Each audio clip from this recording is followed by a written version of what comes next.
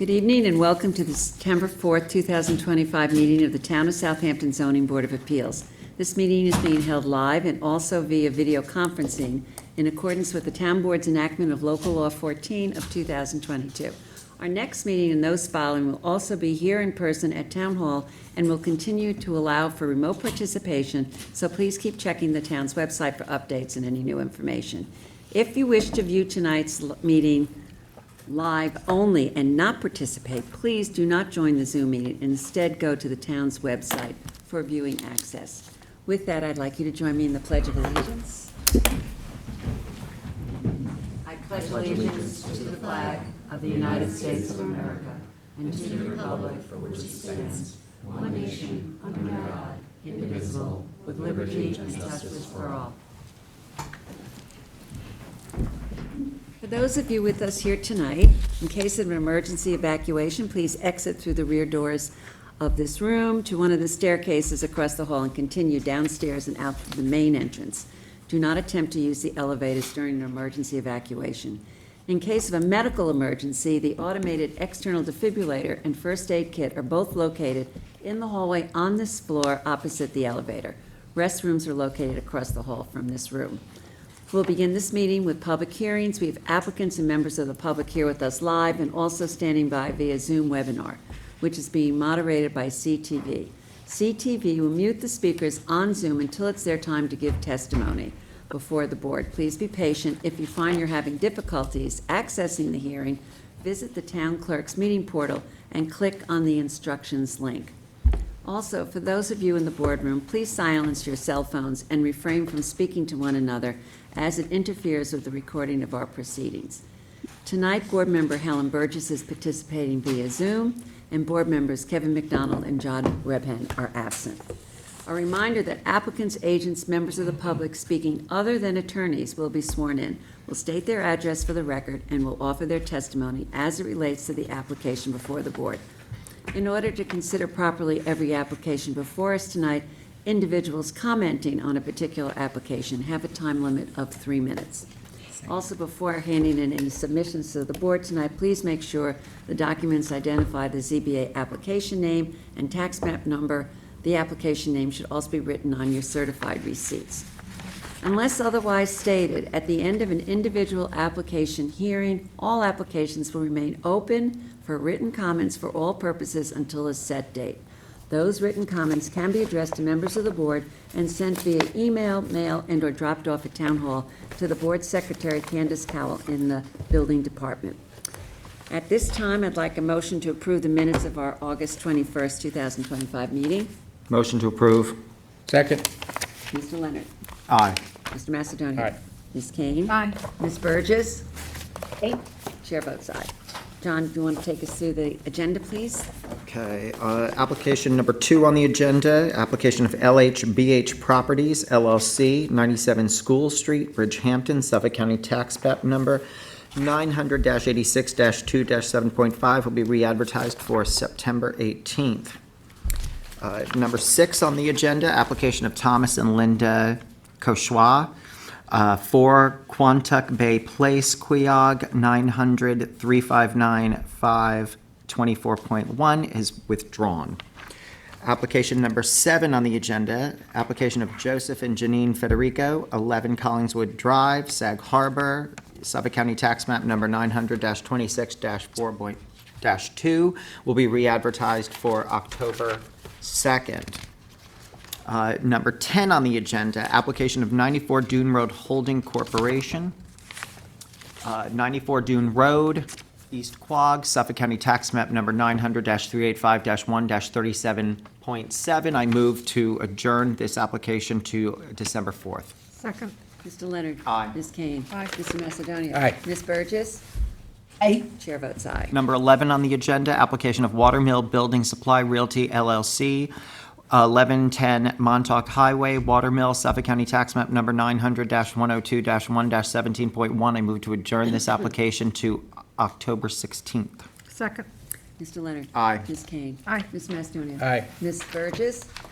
Chair votes aye. On the decision calendar, the decision in the application of Lynn Leahy, 15 Tarpon Road, East Quogue, Suffolk County Tax Map Number 900-362-4-8. I move to adjourn the decision on this application to September 18th.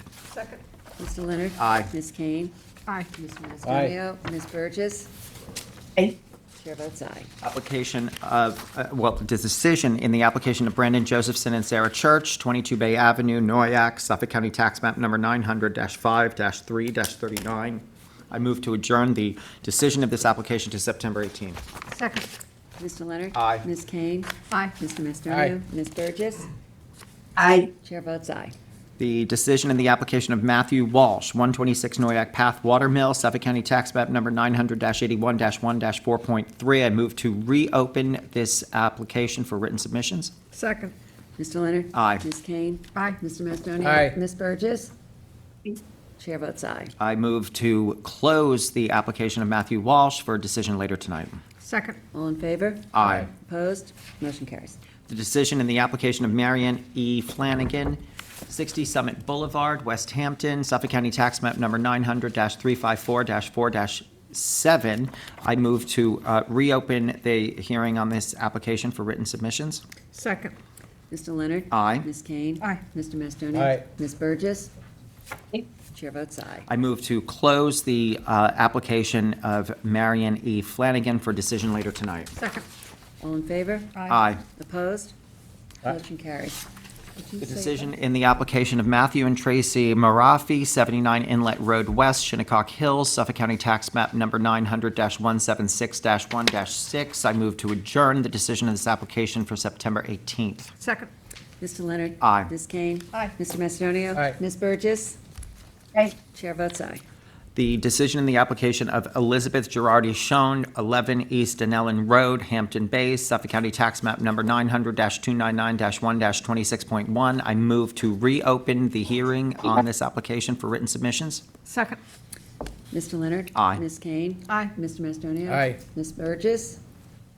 Chair votes aye. I move to close the application of, or the hearing on the application of Elizabeth Girardi Schoen for decision later tonight. Second. All in favor? Aye. Motion carries. And finally, the decision in the application of Bart Carafella, 17 Dock Road, Remsenburg, Suffolk County Tax Map Number 900-366-1-10. I move to adjourn the decision in this application to September 18th. Second. Mr. Leonard? Aye. Ms. Kane? Aye. Mr. Macedonia? Aye. Ms. Burgess? Chair votes aye. Okay, going to the top of the agenda. Number 1 on the agenda, application of Todd Neufeld and Michelle Neufeld, 52 Scotts Landing Road, North Sea, Suffolk County Tax Map Number 900-43-1-52. Applicant requests relief from the following provisions of the Town Code for proposed pool. 1, Section 330-6, General Regulations that references Section 330-11, Residence Districts Table of Dimensional Regulations for an accessory front lot line setback from 50 feet to 43 feet. And 2, Section 330-76D, placement of accessory building structures and uses in all districts, and Section 330-83C, yards, to allow the pool to be located within the required side yard for the principal building and any other relief necessary. The board has jurisdiction. For the applicant, David Gilmartin Jr., Greenberg Troy, 2317 Montauk Highway, Bridgehampton. I've submitted to you a copy of an aerial photograph of the property, and the overwhelming factor that we faced in the redevelopment of this property was this kettle pond. It's in the backyard and the wetlands associated with it. So our effort here was to gain separation from the kettle pond and the wetlands associated with it, such that we could put in a pool. We have permission from the Conservation Board for the pool. We are also relocating the house landward of the wetlands. So that's part of the project. The house gets the automatic relief from the code, 83K, which relaxes the front yard setback by 50%. That automatic relief does not apply to accessory structures. So we have the pool on the side of the house. We meet the side yard setback, but the pool's going to be 43 feet from the Scotts Landing Road or the front lot line. It's 43 feet to the pool where 50 is required for an accessory structure.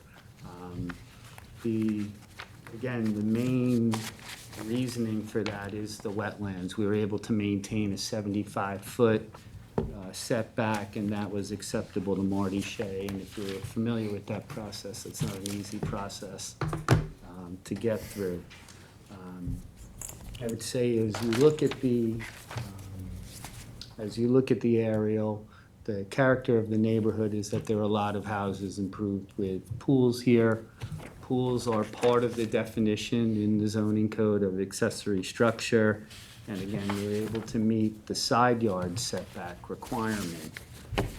The challenge is that we don't meet the side yard setback for the main structure. So we would have to be at 15 feet for that, so it's a relaxation basically from 15 to 10, which is about 34%.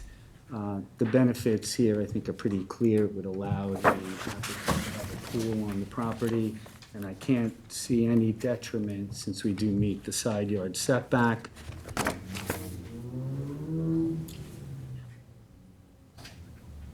And there's no environmental, I think, actually, this is a better environmental setup today than what exists. This is a pre-existing house that did not have a CO, built before 57, and was serviced by a cesspool. With this project, there's going to be a new IA system. If you have the survey in front of you, you'll see that in the front of the house with the leaching pools, and it's a significant system. You also look down towards the wetlands. You can see where I believe the old concrete cesspool was, which are in the middle of the wetlands. So there's a huge environmental benefit there, and It's all also of, gonna be removed, right? that's gonna be removed, yeah. All of the structure on this property is being moved away from the wetlands, so I believe it's an environmental benefit. With respect to the self-created hardship, I'd make an argument that it was the wetlands that created it, but I understand that a pool is an accessory structure, so in any event, that's not, self-created hardship is not fatal to an area variance application. Well, this is mine. So I went to look at the property. I have a real problem with the pool being in the side yard. If you look at the aerial, there are no pools in the side yards, in this whole area. It's a very open area. There's a slope from the property to the north. It slopes down significantly. The land slopes down. Obviously, there would need to be barriers and noise barriers and other kinds of things at a minimum. I have a problem with it. I don't have a problem with the setback, I have a problem with its location in the side yard. And if you look at the properties that surround the Turtle Cove, or whatever it's called, little, It's got some, yeah, whatever that is, yeah, none of them have pools. So that's my issue with it. I appreciate the fact that they're doing, by the way, the whole structure is gone. I mean, there's no pre-existing house anymore, it's gone.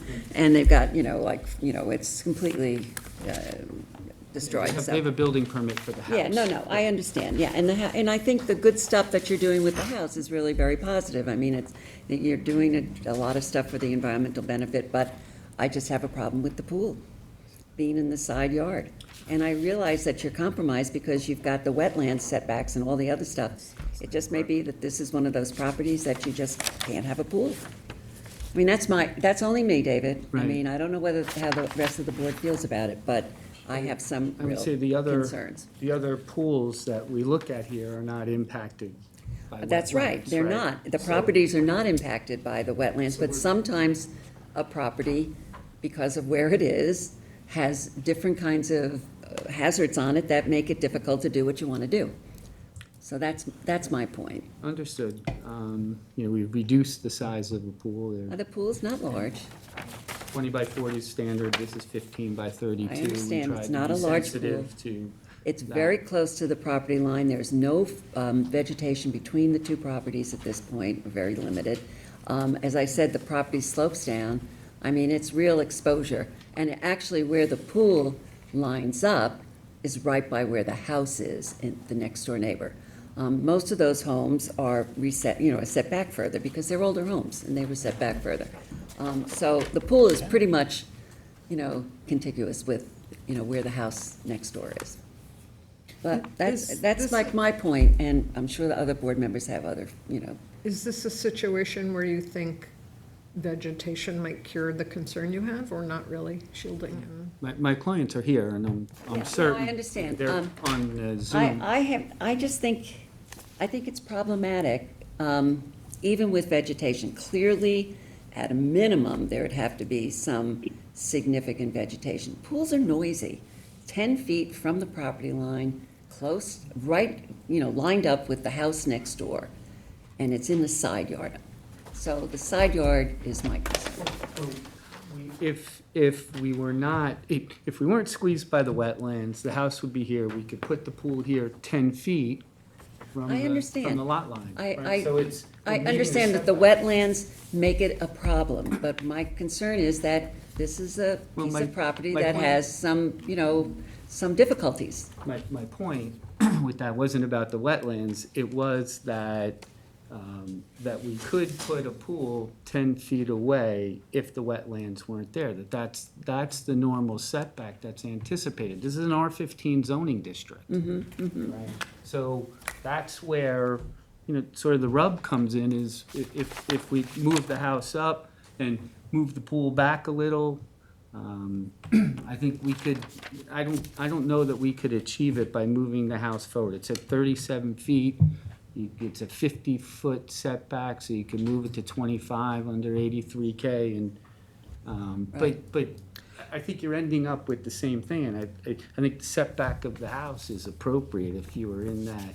I was in that, and I think that is appropriate. You lose the leaching field, you lose that if you moved it up. I mean, it impacts that, but, we can. Well, I understand what the chairman is saying. However, we did just a couple of weeks ago have somebody here, and we were concerned that while the pool was in the side yard, it was in the front yard, and we asked to move it back. So on the basis of that, I personally am not opposed to the pool being in the side yard. However, my question is, maybe I understand the position that you're taking with regard to, it is noisy, and you are right next to the neighbor, but the neighbor on the other side is much further away. Is there a way to move the house a little further over and shorten the side yard to the north of the property, and lose maybe a little of that proposed gravel driveway? Well, definitely the neighbor on the other side is much further away. Much further away, so you And could it put the doesn't have the house. sloping effect. Right, and so maybe you could put the house a little further north, lose a little bit of that proposed gravel driveway, and then increase the side yard setback on the pool side, which would allow more vegetation and probably assuage some of the issues that the chairman has raised. We'll have to talk to my client. I don't know Of course. if the foundation was put in. No, nothing's, as far as I can tell, I don't think anything's put in, it just looks like dirt. Okay. I believe they're on Zoom, and, Is it Neufeld? yes. It's an interesting proposition, because the other property is, I think it fronts on Turtle Cove Drive. It's a corner lot. Yeah, it's a corner Yeah. lot. It seems to have a lot more space on that side. Yeah. Yeah. So, Todd and Michelle, I think they're coming on. you're muted. They're not even on yet, I don't think.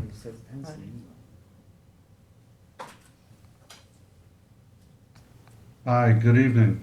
Hi, before you start, are you an attorney? I am not. Okay, can I swear you both in then? Do you swear to Yes. tell the truth, the whole truth? Are you an attorney? I am. Okay, good. I don't have to swear you in, just, Okay. just your husband. Do you swear to tell the truth, the whole truth, and nothing but the truth? I do. Okay, please state your name and address. Todd Neufeld, 52 Scotts Landing, Southampton. And your wife's name? Michelle, Michelle? with one L. Okay. So do you want to comment, Todd? Well, first, thank you for considering the variance. I've been listening, we've been listening to the conversation. We have been through a very lengthy, costly process with the town for the last year. We went through an environmental review with Marty Shea, back and forth for months. We finally agreed, after all that time, on a proposal that he proposed in moving the house landward from the wetlands, that winds up being that 37-foot setback. The only place, according to Marty, for the pool was in the side yard where it is today. And within the confines of the setbacks. However, we are graciously asking just for that 7 additional feet. We realize that it is a side yard, that it is the only place, we have and are facing a hardship being on the wetlands that we did not anticipate when we bought the house. So we have accommodated every which way with Marty and with the town building department to make this work so that we can have the enjoyment of the property that we had hoped for when we bought the house. We are already on the hook and have agreed to about $50,000 worth of revegetation in the back of the property. $50,000. On the side yard, we also plan, understanding that our neighbor there would also face a bit of a hardship with the pool being there.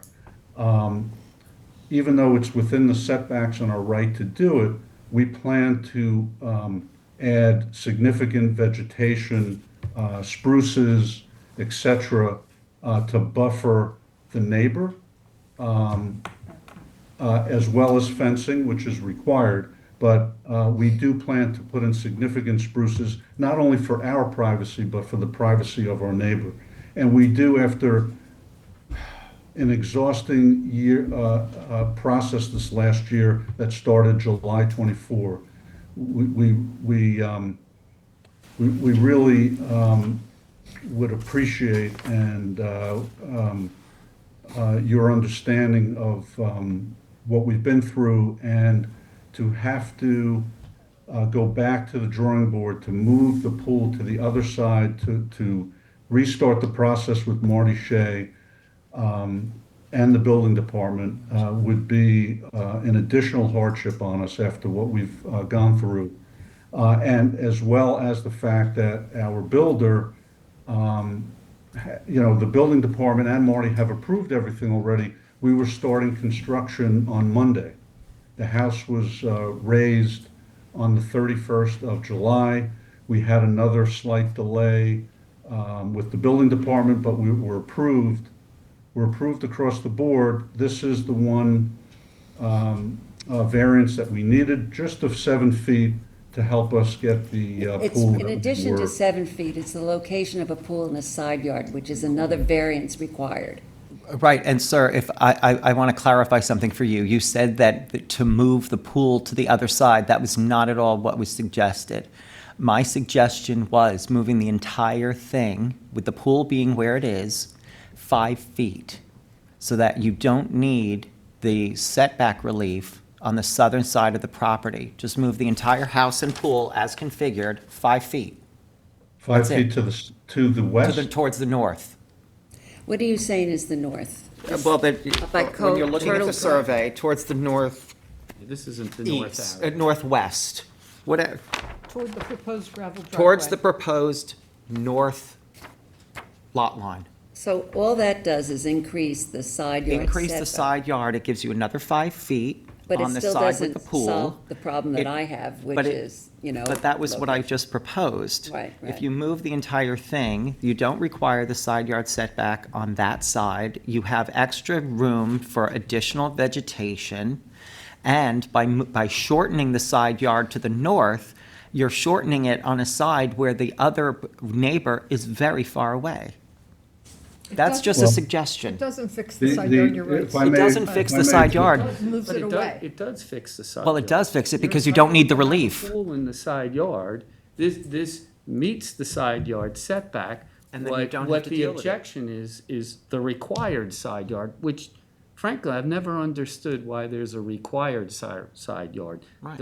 Or the required front yard. And that yard is measured by where you can put the principal structure. If we get that pool back to 15 feet You're from the fine. setback, Don't need it. we don't need that relief, we just need You the need the 50 to total 40 side feet. yard. But I think that shows what, right, that it is a minimal variance, right? Is Right, but I 5 feet thi- gonna make a hill of beans a Yes. difference? I appreciate everything you did with Marty and the extensive work you put into this. I honestly have no problem with the way it is. I don't think the 5 feet's gonna make 1 ounce of difference in the noise that the neighbor's gonna hear. What's the 5-foot setback you're talking about? Yeah, I don't know what you're talking So about. the So on the side south yard setback in the R15 zoning district is 10 feet. Correct, and that's what you have on this. So we meet the side yard Yes. setback. But what you're asking for is front yard setback of total side 43. yard. 50 to 43. Right. What the building inspector raised, which I don't agree with, but who am I, that this structure is in the required side yard. The required side yard is measured by the setback for a principal structure, which is 15 feet. So the house could be 15 feet from the side lot line and not the But accessory is 10.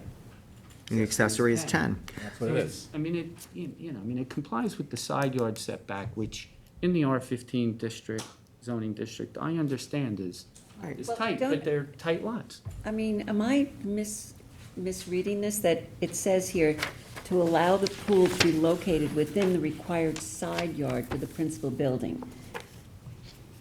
You- This is an accessory structure, and accessory structures are generally require a variance if they're gonna be in the side yard of a principal building. But they're two different side yards. There's the side yard for an accessory structure, which is 10 feet. Yeah, I'm not talking about setback, I'm talking about I understand. location. Then there's a required side yard setback. If this was moved back to 15, we wouldn't need the required side yard setback.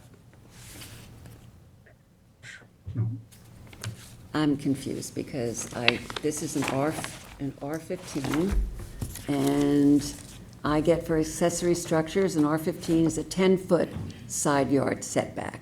Correct. That's So what we have. that, you're not asking for relief on that. asking for relief on the You're side asking yard, for no. relief from the street, which is 50 feet, and you're asking for 43. 43. Correct. But that doesn't address what I consider to be, and Katie, tell me if I'm wrong, I mean, don't they require a variance for an accessory structure in the side yard of a principal building? Yes, that's what it's written up for. Yes, that's what it's written up If for. this, Right, but understand the difference, right? There's a required side yard for a principal structure, in this case, a 2-story house. That house could be 15 feet From the line. from the lot line. Yeah, It's okay. not, right? But that has nothing to do with No, the accessory. what she's talking about is the second part of the relief Of the that's being relief that's requested. requested. That under 83C yards, to allow the pool to be located within the required side yard for the principal building and any other relief necessary. So here's the thing, what the chairman is saying is that she's opposed to placing this structure in the side yard at all. And I'm saying, possibly by moving it or shifting it, you might curry favor on the panel to allow that structure to be located in the side yard regardless of the setbacks. That's all I'm saying. or less of a percentage of the pool within the required side. If you can Exactly. increase the And setback. to increase the setback, to address the noise issues, put There's in more nothing that veg. will get it out of the required side yard. Right. There's nothing. Nothing. I'm just Unless saying, it's super skinny, so you're suggesting exactly. maybe So this is a just, smaller percentage. give us this so that we could be comfortable to give you the big ticket item that you need, which is to be allowed to put the pool in the side yard. Can I just ask, Mr. Neufeld, when Marty Shea said it was okay, the location of the pool, was it ever considered to be put on the other side of the house? No. Well, let me answer that, because Yeah, I'd be interested in what the answer if is. you look at the wetlands, right, Yeah, it gets they go closer. away from the house, right, and we were able to get that 75-foot separation. I which see, so if is you were on the basically other, the- it would not work, okay. We push it into the, into the front yard severely I into see, the front. okay, I just wanted to check that. And we have to And I- and remember I that just Marty wanted Shea is to- concerned with the placement of the pool, not for its placement in the side yard, but for the distance it is from the wetlands. So Marty Shea saying it's okay to put it there, really, for this purpose, it seems to me a little irrelevant. Yeah, I think the overall improvements to the property, the IA system, removing the old concrete cesspool out of the wetlands, it's an overall improvement to the whole property, and I have no problem with it. Well, so I want to say, based on the concerns the chairwoman has raised, I think John is presenting an elegant solution. I don't think we've heard from the applicant how they feel about that. I recognize it's annoying to go back to the drawing board literally, but that may be what's required to get this over the line. Can I speak? yes, go ahead, Helen. No, no, Michelle. that's Michelle. Michelle. Oh, I'm sorry, Yeah. Michelle, I was looking up at Helen, sorry. That's okay. Hello, everybody. So I hear what your concerns are. Mainly, your concerns are the noise and the spectacle of having a pool on the side. And I do understand, and we are gonna do everything that we can to make it as private as we can. I also think, like, you need to know a little bit about us to know the kind of people that we are. We're very respectful people. We are both, we've already met a lot of our neighbors. We would never, ever want to do anything that would make our neighbors uncomfortable or be a problem for them. Like I said, I'm an attorney. I was a prosecutor in New York City. My husband is a CFO, CPA. We have 3 grown children. We're not gonna have wild parties this is our dream house to, have for our family. Our oldest son just got engaged. We're not a party, wild kind of And people. It's not who we are. And also, Marty, to go back to the conversation before, Marty proposed 2 solutions to alleviate his concerns. And again, we went back and forth to do the 75-foot setback from the wetlands, the furthest point. The pool on the other side by the driveway was never an option for him. Okay. And we did exactly what he asked. We were very amenable to any of his suggestions. He seemed to be the one, in charge. If he went along with, he proposed the solutions and we accepted one of them, that we would have no issues with putting the pool in the side yard. And I think I kind of implore you to talk to Marty about us, because we've had a wonderful relationship and rapport with Marty. We've done everything that he's wanted. We've been. Well, I really, Michelle, I really appreciate that, and I don't please take nothing that I'm saying as kind of casting aspersions on who you are as people. I'm sure you're I know. wonderful. But, Marty has a role, and as John said, we have a role. And, he doesn't make decisions for us, and we don't make No, I know. decisions for Right. him, so we, But consider him. my understanding was that the side yard, putting a pool in the side yard was never an issue. Okay. It never came up that would be an issue in any case, in any forum that we were aware of. The only issue was, Okay. can we squeeze Have the you heard from pool your in? neighbors? I'm sorry? Have you heard from your neighbors? No. And just one other thing, you should know that it would be a very, very big financial hardship on us to have to go back to the drawing board. We are not, you know. But no one's asking you to go back to the drawing board. It's moving the entire structure 5 feet. I'm a little confused as to why you're thinking that this is an insurmountable Herculean task. Well, Because let's- 5 I'll feet answer that. could- I think Surveys, that it sits a whole. 5 the feet could affect the challenge of 75-foot getting through the setback. The challenge of getting through the wetland process is really. That's true. Burden. is We what- understand. Is what the frustration, the timing and. Sure. And everything. So let's do this. If it's okay, think you should Todd, hold it can open. we Can I- have an can I address offline that? conversation and come back to the board? Can I just address that real quickly, because I'm very familiar with the setbacks. The 53.8, I believe, setback from the wetlands and the 75 feet for the pool, this was an exacting process with Marty. If you shift the house in any direction, including to the north by 5 feet, that throws off the minimum setbacks that Marty wanted for the house. He wanted a minimum if you go 5 feet to the north, there's a number of flags for that wetlands that will violate that 75 feet setback, and Marty would not appreciate that. And. Right, but I don't think we know today as we sit here, because no one has done any of the calculations, whether or not that is actually accurate.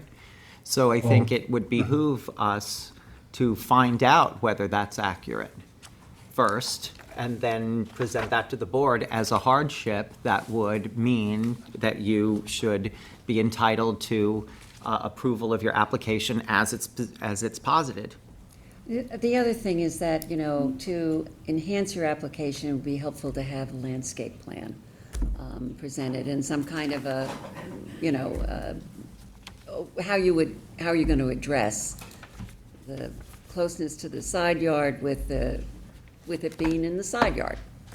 I don't have a problem with the setback, I have a problem with it being in the side yard, so, but I understand, but it slopes down, I mean, I think that it's a difficult terrain. So let's see if there's anybody in the audience or on Zoom who wishes to be heard on this matter. Would you like to come up? Do Either sit or. you want to sit or stand? Either one. I can sit. Oh, you're right here, sit. Okay. Is there packets for the board members? Yes, I do. You also have to Candace needs to have one too. Oh, she does? Perfect. Okay, perfect. Well done. Okay, before you start, are you an attorney? I'm not an attorney. All right, let me swear you in. Do you swear to tell the truth, the whole truth, and nothing but the truth? I do. Please state your name and address. My name is Scott Reap. I'm at 48 Scotts Landing Road. I'm the adjacent neighbor with the pool between. And it's very nice to meet you. Hi. And Okay, let here's me a pass copy this of- down. So I'm sorry, sir, did you say that you were the adjoining neighbor on the That's correct. side where the pool would be located? That's correct, that's Okay. correct. So, my name is Scott Reap. My wife Helen and I have lived there for 20 years, and it's in Southampton Shores. We certainly welcome you to the neighborhood and look forward to living, you know, cohabitating peacefully. I guess what I'll do is I've prepared a few things here, and sort of what we would ask for, what our concerns are, a bit about the neighborhood, and then some commentary about the map and how the property is laid out next door. And I think that Susan and John, you both make some very interesting points, and I think I'll reinforce a I little see them bit of reflected those. in your submission. I see them reflected in your submission. So, I'll just read this verbatim. So, our only request for the zoning board is that the total side setback be upheld and the proposed pool be 15 feet off the property line and not the proposed 10. So in R15, there is a accessory building setback of 10 feet, but there's an overall two-side setback of 35 feet. And right now, the way that the plan is drawn up, it's just about 5 feet short of that. It doesn't include the house, though. It's its own structure, and that's how it's measured. So, we're actually okay with the variance from 50 to 43 feet on the front of the property, even though that entire pool is along the side of our property. The original pool that Marty Shea had approved was a bit smaller. It was 16 by 20, and now we're at 15 by 32. But that's not really of concern to us. And obviously, the concern that we have is noise, light, because we have, our house directly faces that pool, and our bedroom window directly faces that structure. So let me just read a little bit further. So our concerns, no other pools in the neighborhood have side yard pools. We have bedroom windows directly facing the proposed pool, which is planned to be 10 feet off of our property line. Clearly, we're concerned about pool lighting and noise issues, both from the pool equipment and swimmers. The Newfields state that the pool would be fully screened from the street and not negatively impacted by passersby. The proposed pool would be 43 feet from the street, but only 10 feet from our property line, and 32 feet along the property line, directly facing our bedroom window. And, our question is, how would it be screened? How would the pool be screened? And, I certainly take them at their word that they're going to do an adequate job of screening the pool. So I'll certainly take that at face value. Well, we can require that also as part of any approval. I certainly take them at their word, I think, but thank you. The pool, one of the interesting things about this pool, and if you look at the plan, the pool is not an in-ground pool. It's actually an above-ground pool with retaining walls that appears to be about 6.5 feet high off the ground level, at least in the back. It's a sloping lot. And so my only, concern here is that, is this actually a pool, or is it a part of the principal building? Because it's a fairly substantial retaining wall that would have to hold the pool. Given its size, it would contain about over 15,000 gallons of water. And the only concern I would have there is if there is a risk to flooding our property or the wetlands if there's a breach of that pool, just because it's not in ground or above ground. And I certainly understand why it's designed that way, given the lot.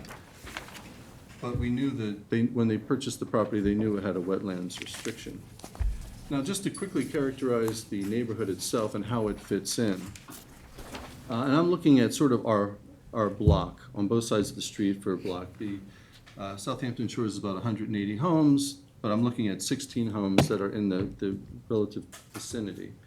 The average square footage is about 2,000 square feet, and the lot sizes are similar to the ones that the Newfields have, which is half an acre, 200 by 100. Our house is 1,300 square feet. The house on the other side is 1,300 square feet. In terms of the neighborhood itself, only about 4 out of 16 houses have pools, and all of those are in backyards. There are no side yard pools. The other thing is that they all have single lane driveways, and only 3 out of 16 have parking areas for 2 cars side by side. And then none of the houses that have parking side by side have pools. So it's about how you've utilized the land, right? As I would characterize the Newfield home, it's going to be approximately 4,000 square feet on the same size lot, 200 by 100. The proposed pool is 15 by 32 in a side yard. There's a parking area of 20.4 feet, which accommodates 2 vehicles, and there's a deck patio of 8.5 feet. So, a little bit bigger home, utilizing much more of the square footage, and certainly understandably because of the wetlands restrictions that these things are being moved up.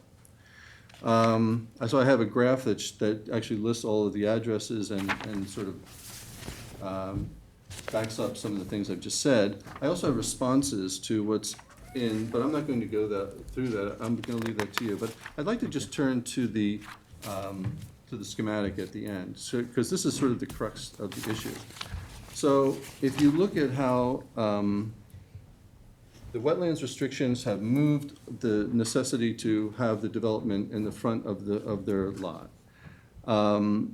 And they've utilized it almost completely fully side to side. And that's part of the concern that we have. And so if you look at it, it starts with a parking area garage. It's a one-way driveway that opens up to a parking area that can fit 2 cars side by side, similar to the data I was talking about before.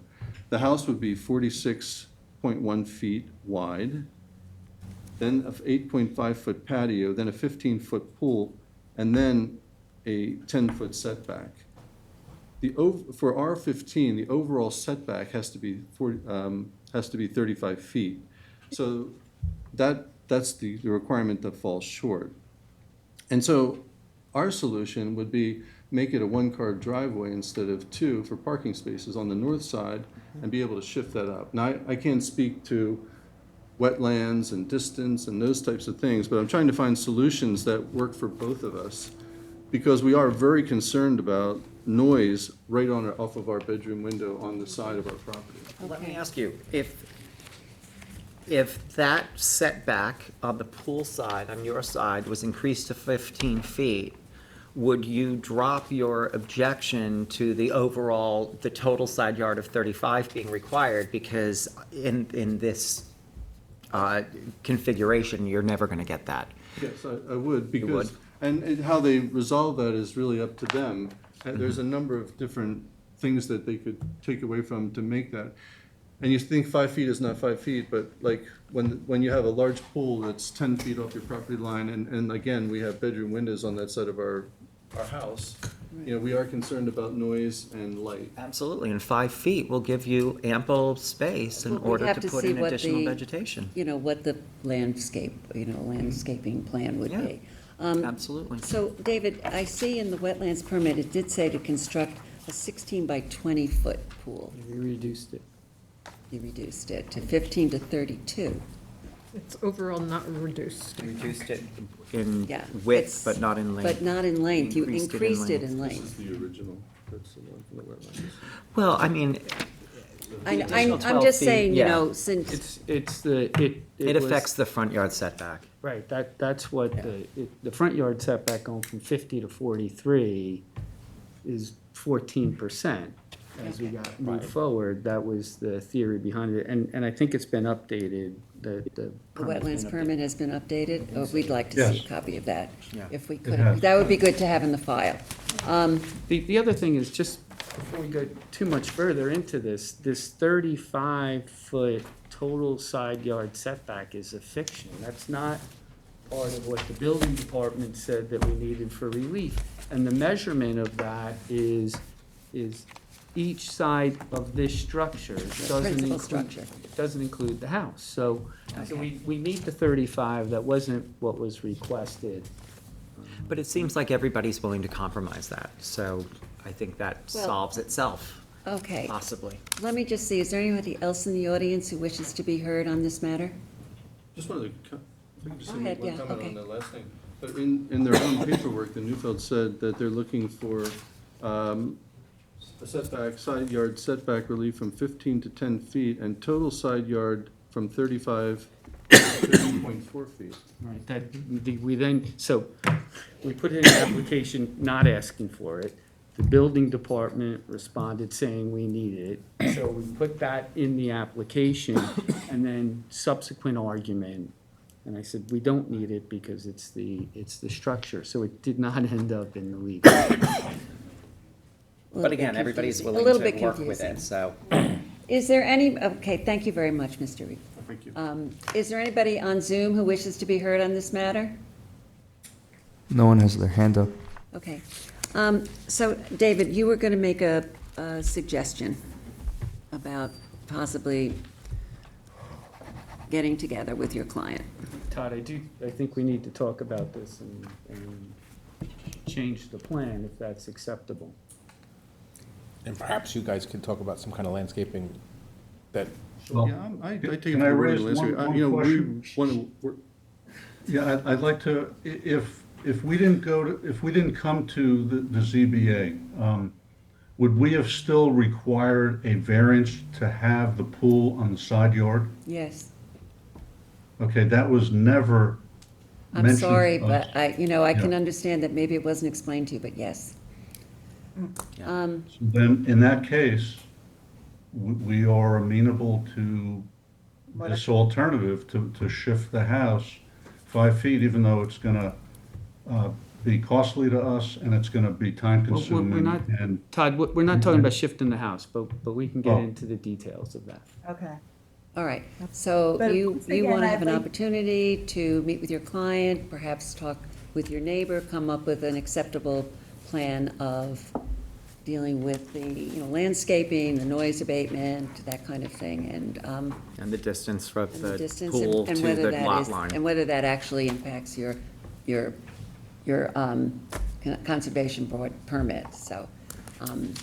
And like I said, this is my opinion. I mean, you may have different opinions on this board, and we have a couple members who are not here, and they will obviously be listening to the presentation and coming back with some ideas on their own. So how do you want to handle this, David? Do you want to? Can we adjourn it till the next meeting?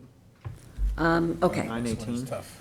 all right, we okay on adjourning to next meeting? Okay. 18, yeah, okay. All right, so I'm going to move that we adjourn this application to 9:18. Second. Mr. Macedonia? Aye. Ms. Burgess? Aye. Mr. Leonard? Aye. Ms. Kane? Aye. Chair votes aye. And, you have some things to get to us. If you can, please meet the written submission deadlines for some of this stuff. What's that? Okay, it's going to be, We're not doing written submits. We're just adjourning it. we're adjourning, yeah, but I'm just saying, Oh. try to get stuff to us in advance if you can. What's the deadline? And if you can't, but, do your best, Okay. It's tomorrow, Dave. yeah. And can I Thank you, just Mr. Neufeld. message your Thank you, everybody. Thank you. You did a nice job Wait, wait, Scott, presenting your Dave, position. your client has one question. Oh, wait, one more Dave, question from he's Mr. got one Neufeld, question. hold on. Right. Scott, if you don't mind giving me a call, because I'd like to address your concerns directly.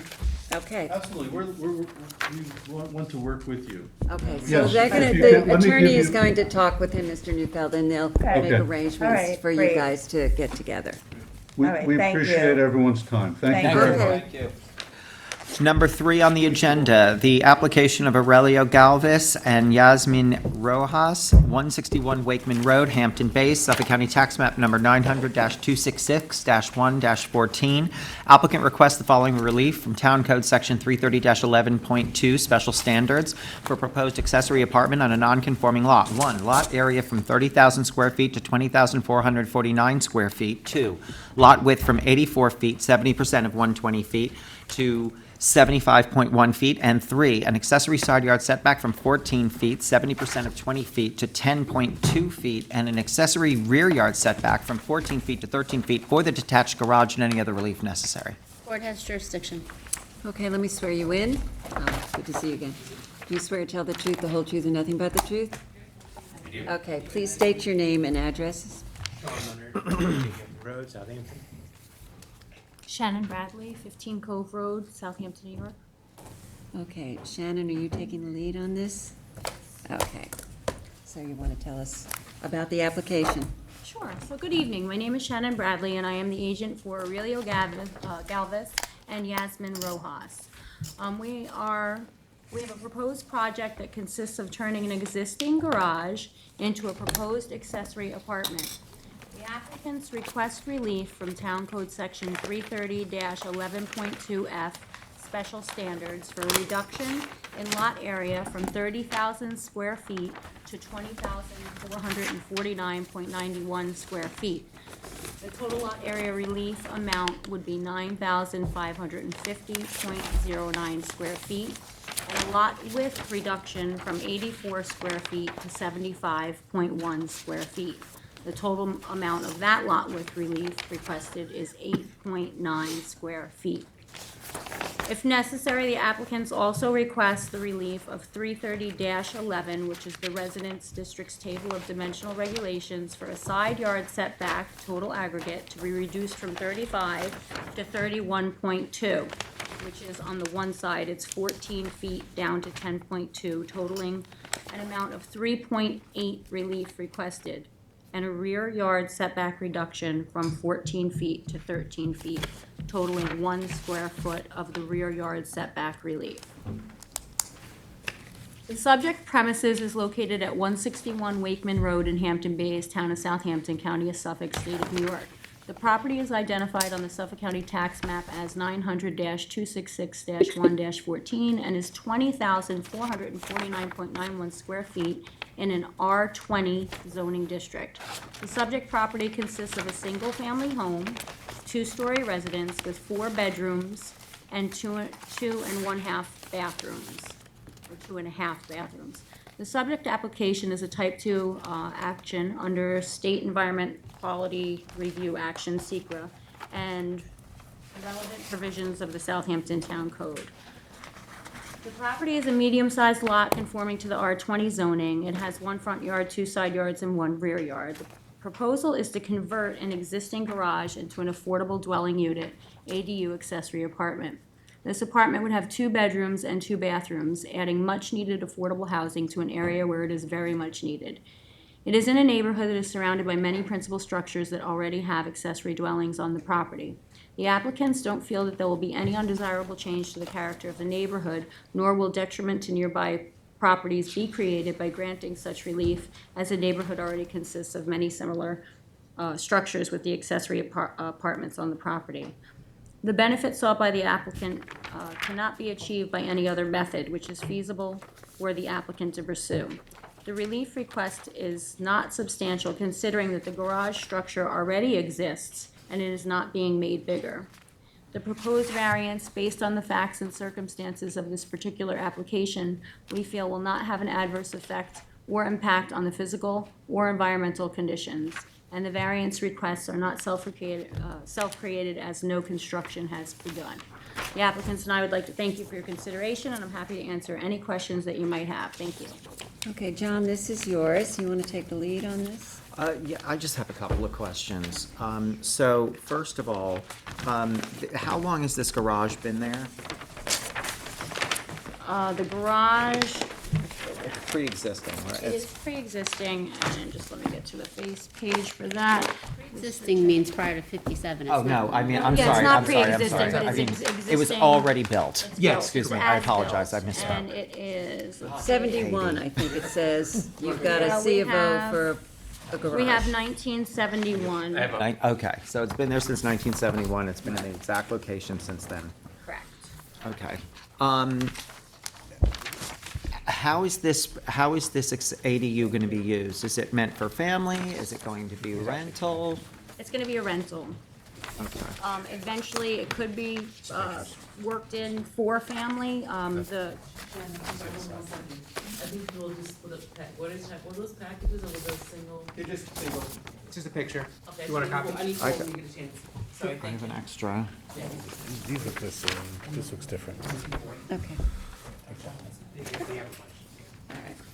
These are the same, right? yeah, those are the same, yeah. so the family is here, and the proposed use for now would be for, additional income. They do have 3 children, all that, one is still in Hampton Bays High School and 2 graduated from Hampton Bays High School. The family's here. I do have Aurelio Galvez and his wife and their daughter Maria. Hello. The other 2 children are grown, but, Okay. you know, they would like to follow through and make this an accessory apartment for use in mind right now for income, but down the road, you never Be an know. affordable. Yes. So Shannon, that's my question, so you're going through the whole development rights We thing? have gone through, we've already worked with Dave Wilcox in Housing. They have provided all the proper information, and we have received a land extinguishment credit. So, they also have applied to Suffolk County Health Department for septic. What additional septic is being, are you going to put in a new Sean system? can- You're gonna put a new IA system, will go Okay. just for this building.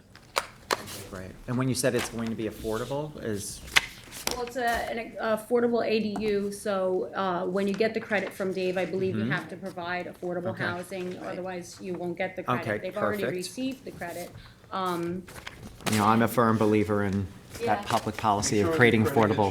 Because housing. Is asking for them back. asking them for them back. Well, I think that's smart. They shouldn't be We don't know what's using there. them. Yeah, they shouldn't and languish. Yes, they should not languish. Okay, so the property, I want to make sure that the property to the north is still, it looks to be vacant land? I would actually have to, really, are there neighbors to the north? Is it vacant property, unbuilt on? Looks to be vacant property from the GIS we have, Over to the side. It's this dated July part here. 17th. Yeah. So I'm It's not- assuming that that is still vacant land on that side. The other comment I would make is that the neighboring property to the south, the house, the residence is very far away from the lot line. Would you be willing, there's a significant amount of foliage in between the southern property line, on the southern property line? Is that your client's? He considerably improved the home since he bought it. Okay. It has been, it's beautiful, and he did landscaping. He full did that landscaping. vegetation. Would he be willing to make it a condition that he maintains that vegetation in that state? I can ask him. Do would you agree to maintain the vegetation, the arborvitaes and all the plantings that you did for privacy? Yes, everything. And for noise? All right, but you can't, unless I swear you in, you can't comment. Okay. So, Okay, wonderful. So, I mean, given what I'm seeing, I have no issue with this application. I think it's laudable that you would like to put in an affordable dwelling unit, an accessory dwelling unit, and I'm glad to see something like this going on. and it appears that the accessory apartment is 27% of the size of the print, so it's 20%. under the, 35%, Yes. correct. And that's not relief you're seeking. right, so that's also very helpful. It conforms in all ways to the regulations that are set in the accessory dwelling units, carefully thought out and planned by Mr. Leonard and my client. And Mr. Leonard, did you also consider parking spaces that are required for the principal building and the accessory? Yes, and ample There's parking. ample, because I see there's a big asphalt in the back. Yeah. Yes, right, so, We've and so you can plot those on the, Sure. yes, I think you And need to there's plot them no on the direction from the survey. building inspector with regard to that, any need for additional parking. Okay. It looks like a good plan to me. Is there any other comments from the board? I'm comfortable with this. Is there anyone in the audience who wishes to be heard on this matter? Is there anybody on Zoom who wishes to be heard on 161 Wakeman Road? No one. Okay, John, this is yours. Okay, I move to close the public hearing on this application, hold it open for written submissions to September 19th with a decision on October 2nd. Second. Mr. Leonard? Aye. Ms. Kane? Aye. Mr. Macedonio? Aye. Ms. Burgess? Aye. Chair votes aye. Thank you very much. Thank you. What? Bob, Well the done. extra copies you have, do they all look like this? They are same ones. I have two of them. How many do you have? Look at that. There should be like 3. They're two different pictures, that's what I was Yes. asking. Yeah. So I needed a couple more of these, that's why I wanted how many. Okay, They, Yeah, you can have, Yeah, it. Bob? Go ahead. Yeah. we take them. thank you. I wanted Bob.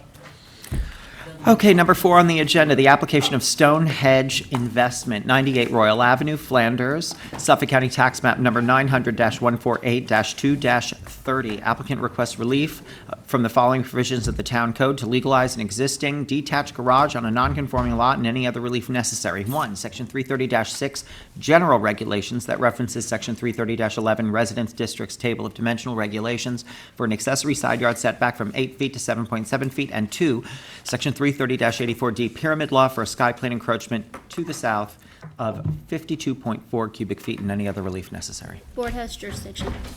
Okay, let me swear you in. Do you swear to tell the truth, the whole truth, and nothing but the truth? I do. Please state your name and address. Evan Springer, Dynamic Legal, 48 Columbine Avenue North, Hampton Bays, New York.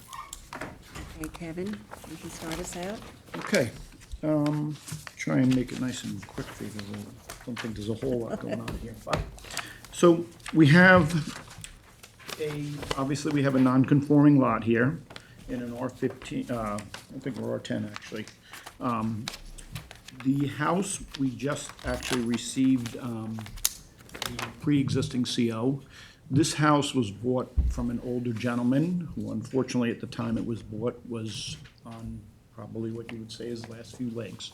And that's why it was sold as is, because he did not have the health or the time to take care of what was needed to be taken care of. With that being said, when we did the pre-existing, it obviously came up that the garage did not have a building permit either. As far as the garage is, as you can see, it's, in the front, it's 7.9, where it's only really supposed to be 8, and in the back, it's 7.7. So we're only off by approximately a half a foot, which,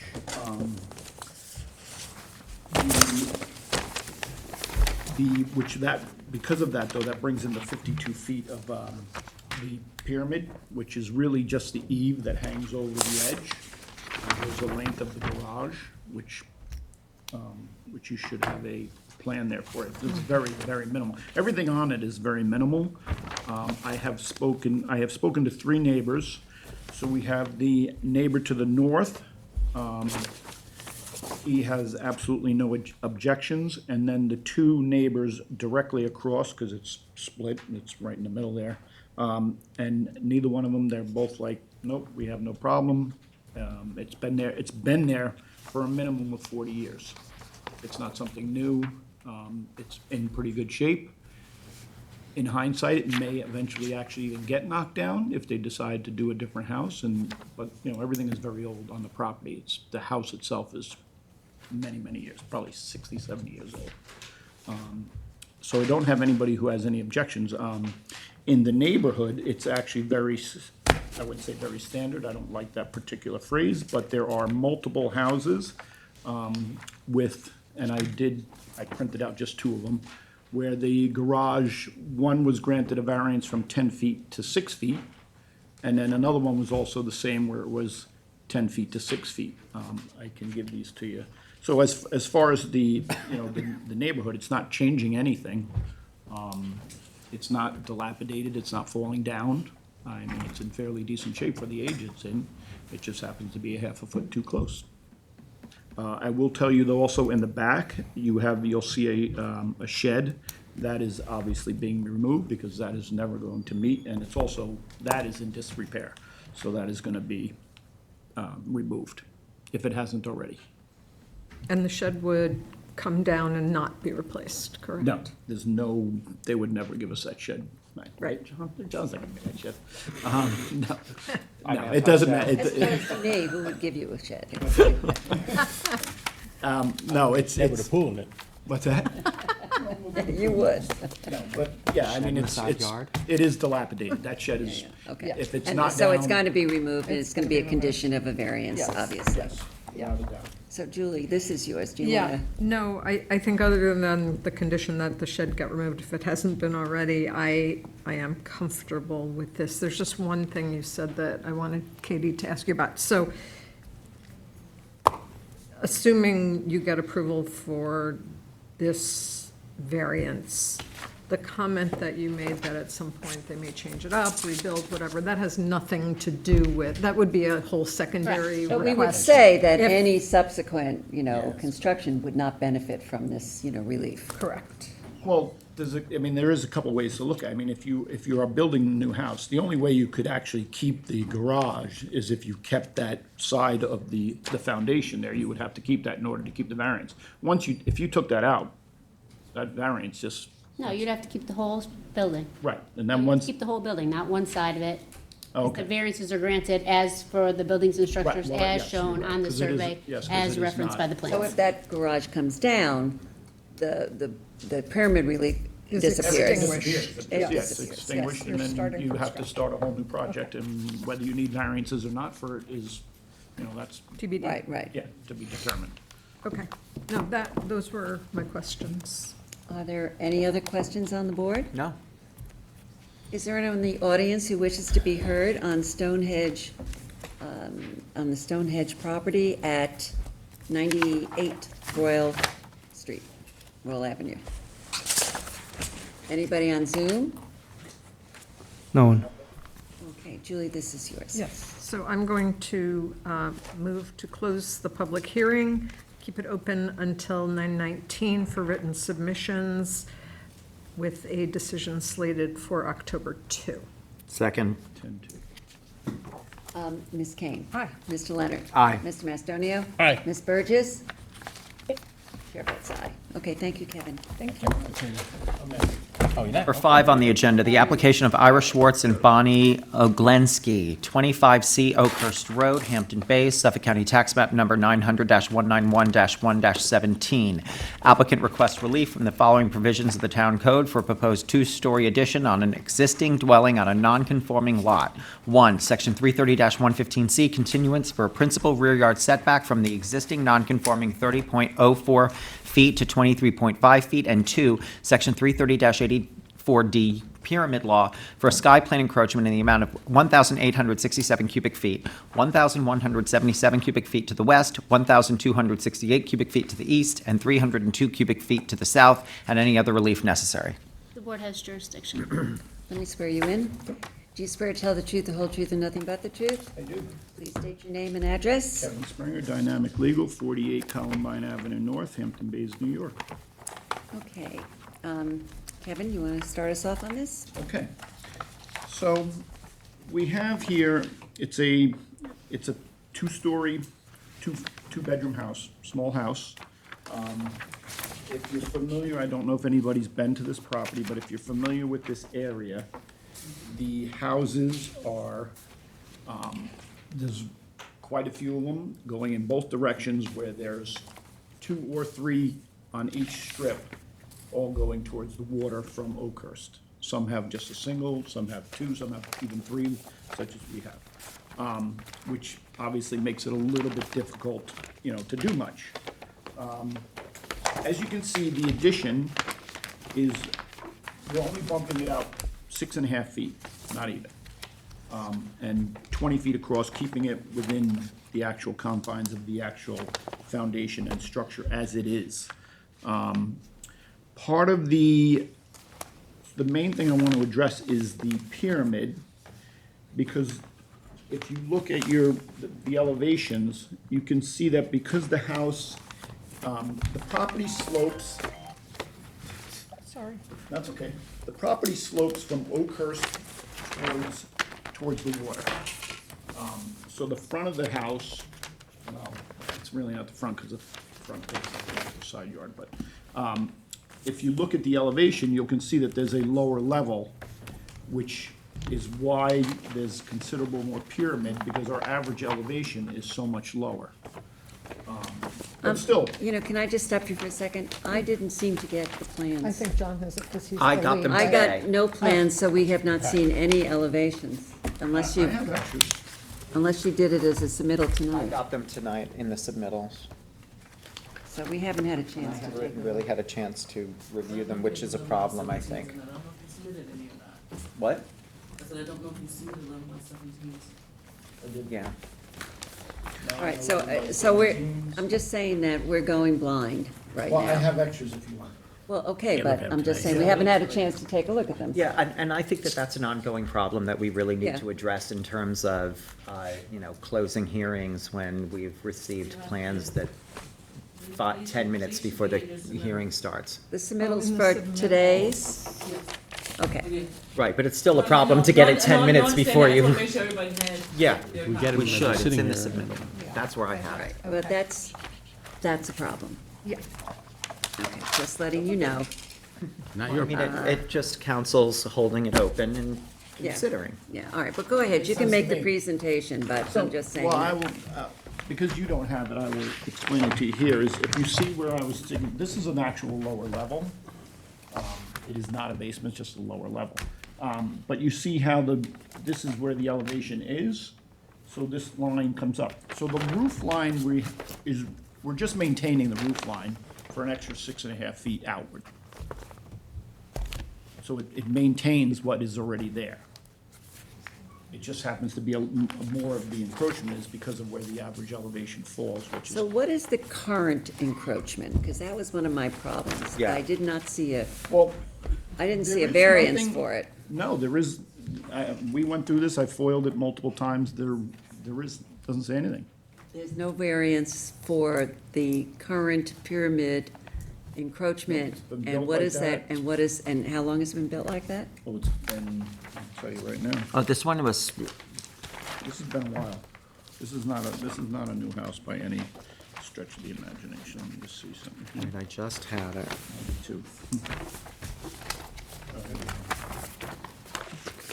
Well, the pre-existing was done in 2008, but the house was built probably in what I think is, if I remember correctly, and the owners are on Zoom, I believe, so we can ask them. They've owned it since '21, but there are, it's list variances, but couldn't find a lot on it. Now, is the existing structure still there? Has anything begun? No. No construction's begun? Nothing has been done. Okay, so when doing the pyramid calculations, is the current structure encroaching? Yes. It would have to be, we By- have to see what by the how other much? variances Well, That's that's are. what we need to know. I'd like to know that. Well, and That's as I one of the first recall, things I was thinking some about. of the stuff before we, as I recall, Katie, in the past, when somebody comes in for a variance, we have to correct all the variances that weren't initially received as part of the entire application process. And so one of the problems is that there are minutes for variances, but therefore, a lot of the stuff is for 25D. Well, that's the, yeah, And this is 25C. well, those were offered, if Oh, Well, it's a I may, comparison. 25D was offered as other variances given in the Okay, neighborhood. but, so I just want to clarify that And there was that's another not one that related had to. nothing to do with pyramid. Yes. But I do want to tell you, there is a variance from 2008, just granted for the prior pyramid, for 6840. And that should be, That's That's for 25D. 25D, it's not for 25C. That's It next says door. it says 25D, but the tax map number. right, the on that tax map decision number, says that's what I was it's just gonna tax say. number. The tax I'm map just number reading it, trying to figure out the difference matches, there is no, first of all, I don't believe there's a 25D, there's a 25A, B, and C. There is a There's a 25D. gentleman in the back who would like to come up. If you'd like to come up, I'll swear you in. No, don't say anything until I get you sworn in.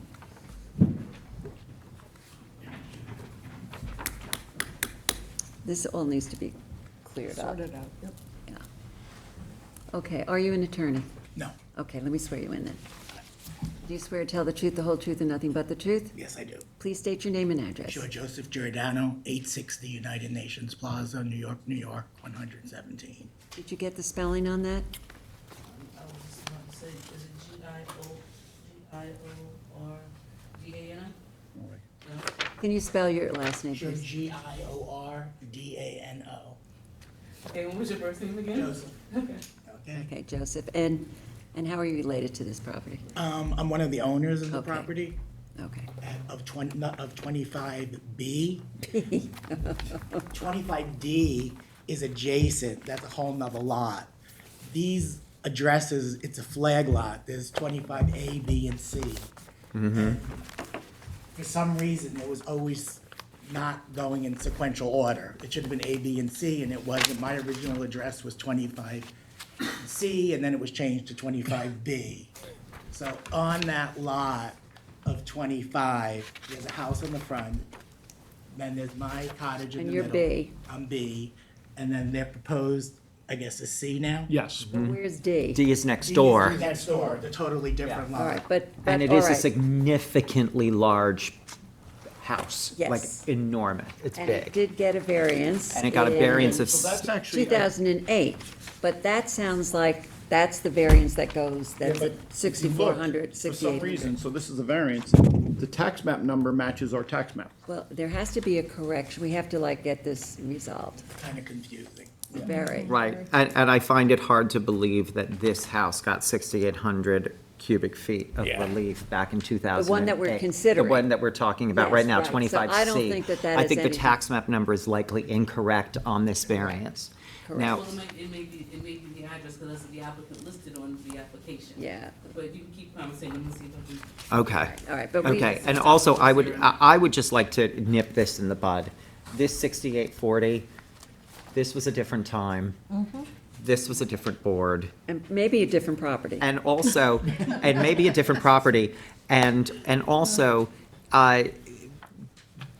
that 25D is not in the character of the remainder of the neighborhood in any way, shape, or form. I- So, Disagree with that. If you drove down Oakhurst Road, you'd see homes that are 3 and Go 4,000. further down, probably, 3 yeah. and 4,000 square feet. Okay. So what we don't know is what is the current pyramid encroachment of this house that we're considering this application? Right, Do we we don't have know that? if it's the 6840 from We're from this doubting that it variance. is, It's but a we lot. need to find out what the current encroachment is. And what you're asking for is not only the current encroachment, whatever that number is, plus an additional whatever the difference 1,400 or is whatever. from 1867. Now, questions that I have, this first floor, or this bottom floor, whatever you're gonna call it, what is going to be in there? I see a storage space. But what is, where this solid panel is, Well, it's easier for me to look at it through here. what is this? Okay. This is just the lower level. But what is gonna be there? Nothing being touched in this floor. It's only it's the. What is it used as? What It's it- a storage. It's storage? Yeah. Okay. Yep. Then you have, So then, yes, this is the first floor. Now, this here is, and this faces the water, just so you know. This is the living room with Living area. fireplace, kitchen, and, a sunroom, well, the proposed sunroom. and This then is I'm the 6 assuming foot. there's 2 bedrooms? This is going to be a primary? This is the primary bedroom. This was the second bedroom. We've pushed this back to make it an office to give us a little bit more, because this bedroom was tiny. Okay. So just to make this a little bit bigger. So we're going from 2 to 2. We're not And increasing what, any and, bedrooms. and this small window at the top, This is that an attic space? I don't think so, no, I think it's just I think it's an open ceiling where it has light. We can ask them on that. All right, so, Yeah. all right, What I'd so, like to know is, is this an open like a cathedral rafter ceiling? Yeah. That's what I'm saying. I Well, mean- they should be on Zoom. Because as I'm looking at this, I think on this property, I think we're wedging a square peg into a round hole. I think the amount of relief that's being requested is too much. It needs to come down. And I think that we need to really know exactly what we're talking about in terms of how all of these different areas are being used, what are the ceiling heights? I mean, I really would like to do a deep dive Yeah. into what we're talking We about don't here. have ceiling heights either, do we? No, I see that, I just noticed that. So looking at this again, just eyeballing it because we just got it tonight, it looks like a tremendous amount of existing pyramid relief. And so we need a statement from an architect or somebody that says exactly what existing pyramid relief is. Right. What the ceiling heights are, and what's being proposed for an additional pyramid relief, before we can consider this application. I mean, Oh, this- absolutely. I Yeah, think we I don't mean- have enough. Yeah, we need to I would just say just adjourn it then. Yeah. Absolutely. We're gonna need a copy of plans as well. I mean, Not sure why you didn't get them, but. well, it came in the submissions. It's in Not the big tonight's one, so, submission. not- No, not the big one. Do you need a wetlands permit for this? No. No? Why is that? I don't know. Because you're not changing the No, setbacks? yeah, well, we're too far forward from the line. The front, this part of where we're doing this is actually facing, it's towards the street side, not towards the water Right, side. I gathered that, but you've Yeah, got a is this deck flagged that for goes wetlands? pretty far down. I think it is flagged. Whether or not you need a permit, I think you need at least You a need to- letter. We need to write Sure, off, I'd sign s- off on it, yeah. Could I express my concerns? Absolutely. I'm sorry, before you, Hold I on. just want to answer Katie's question, yes, it is on wetlands. Yeah. And Kevin, if you want to, you can, pull a 2008 file, but I'm looking at the survey that's associated with the decision, and it's the same boundaries of the survey that you currently have for this property. Huh. And the house was 1 story, and they proposed that, they did have proposed a 2-story at the time, so you might want to take a look at that. 'cause Did they that's build, 6,000 May. did they build it? No. This shows No, the two. that would have been a previous owner, because they've only owned it Yeah, since this- 21. No, I'm not saying that they did, Yeah, I'm no, just I saying that. understand. He was the- asking. The meets and bounds meet the description Oh, from the survey. okay. From that 2008, you know, it says 25D. So it was These meets and bounds incorrect. are basically the same, and at that time, they were doing a Basically, in the 2-story variance, addition. The A second story variance addition has on the wrong house. address, is basically what it Yeah. says. Unless At that point, At that time, it might as have Joe been said, D, I'm just saying. right, at act that on the point, it same could have been, So Katie, what do we make of that? What do you mean? What do you mean? well, it has an existing. You talking to me? If this adds up, If that was built, then there's a 6,208 square foot pyramid encroachment on this property. Yeah. So you're pretty sure that that's the one that I'm- goes to this property? I am. We have to confirm that that's the one Let's say that it goes to wasn't this built. property. Let's say it wasn't built, Then they can build it. They have a variance already. well, then they'd have to build pursuant to the plan, you know, they'd have to, it's they already could take built, that. the house hasn't changed. It's built, it's a two-story house, Kevin? Yes. So When there's they an came to existing ZBA 6,000 2008, cubic it was a feet one-story, proposing encroachment a on it. second-story addition. And they were granted the 6,800. And just, I think that we need to verify that, in fact, it relates to this particular property, the variance. Yeah, I mean, maybe the proposed encroachments are already within that. I mean, there is a note from the building department, that says the total requested relief is less than the sum, I don't know what this means. No idea. Oh, I do. totally- So when you look at the plan, you will see that the encroachments overlap. So you can't add this and this up because it will be far too much. You have to add this and this and this. The sum of the parts are the total. Okay. You But don't so- want to you don't want to I double. get that, but that's what exists now. But that's what that note That's means. what's proposed. That's what's proposed. Oh, that's what's being proposed? That's the building department note for this. I Right. think what you said, Susan, is perfect. We need an architect letter to say, this is what's proposed in addition to the 6,208 that's already existing. Like, you know, is it redundant? Is it new? That's a lot of pyramid if there's already 6,000 cubic Yeah, foot right, variance granted. right, a well, lot. just for references, the gentleman at 25, not A, B, C, Right. D, or E, was just granted a variance for over 7,000 square feet last year. And that house is huge. Do you know when last year? That 25 doesn't. Oakhurst? That doesn't ring a bell at all. All right, okay. Okay, I'm sorry. That we gave 7,000, there would be Yes. these kicking and So screaming. to speak. Mr. Giordano, do you want to say The issue that I something? have is these are very, very small lots. And currently, there's 2 parking spots that goes to that property. And when you pull in, it's very tight. If they add back 6.5 feet, I don't even know if you're gonna be able to open up your car door. And then when they back out, they use the 10-foot right-of-way, which is an easement. And currently, they've been using the easement as a parking spot. And previously, with the previous owner, they would have guests and they would park their cars in the easement and you're not able to get out of your house. So I don't know by adding 6 feet if they're gonna be able to get 2 cars in there and or if they're gonna be continuing using the easement as a driveway. With the previous owner, there was an issue and EMS came and they couldn't get down the steps to get to the beach because the previous owner had their cars there and they weren't there. So they were using the easement as a parking spot.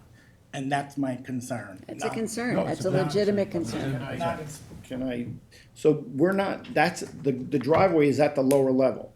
We're not touching that. It's first floor, so it's not gonna, this isn't gonna affect the. What's the 6 feet that he's talking about? You're I not just- pushing it out? I wasn't aware of this meeting until yesterday, because I never received any notification on it. Otherwise, I would have taken a photograph. If somebody goes and looks at the property, you'll see how difficult it is, because it's a shared driveway that has a 10-foot right-of-way. So when you get up to the top of where they are, you can see from the back of the house to the end of their property line is probably only about 25 feet. Again, we're not touching the driveway, though. I know you're not touching it, but I'm just saying, you're expanding the house 6 feet, which makes the parking area 6 feet No, smaller. because it's raised. That has nothing to do with it being raised. Well, you can drive, you can fit the car right underneath it. Well, you should show the parking Yes, on the parking has to survey. be on the survey. Fair enough, we could do that. You know, if they're gonna guarantee that they're not gonna be using the easement as a parking spot, that's a whole nother. Well, that's unfortunately like a code enforcement issue. That's Right. not something that we get into, Right. but we can require them to show the parking on the survey. And then if there's an issue, you have to call code enforcement. Well, that's what, you know, Yeah, and it's problematic because they're very narrow lots, Right. and you make a good point. Yeah, well, like he said, they're all The lots are very similar in. Yeah, no, I Up know. until a point, there's probably a good little stretch where the No, wall. I realize that, but Yeah. if you have 10 feet and the car is 6 feet, there's 2 feet of shrubs on the property line where the fence is, it only leaves a small amount of space to Right. wedge yourself through to get down to the easement to the beach. Okay, do your clients wish to speak? Is there anybody, let me just say, is there anyone in the audience who wishes to be heard besides you? Is there anybody on Zoom who wishes to be heard? There is. I'm gonna put them on now. Okay.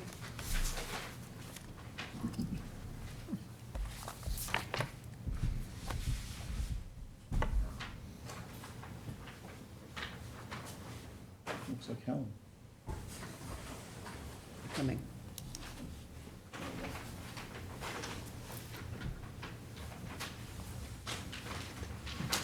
I'm trying to get myself on video. Here we go. Hi. Hi, are you an attorney? No, Let me swear you in. Do you swear to tell the truth, the whole truth, and nothing but the truth? I do. Okay, please state your name and address. Sure. Bonnie Oglensky, 25C Oakhurst Road, Hampton Bays, New York. Okay, Bonnie, do you want to make a comment about the application? Yeah, I'm the applicant. Me and my husband are the applicants. And I just wanted to be able to clarify some points that were made.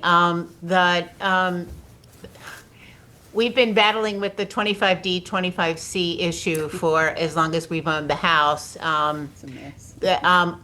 We believe that some of the material that you may be referencing about 25D is actually our property, 25C. Okay. There was a knockdown of a cottage that was done in 2008. So the 2008 date refers to the original cottage that was turned into a two-story house. The two-story house is 1,600 square feet.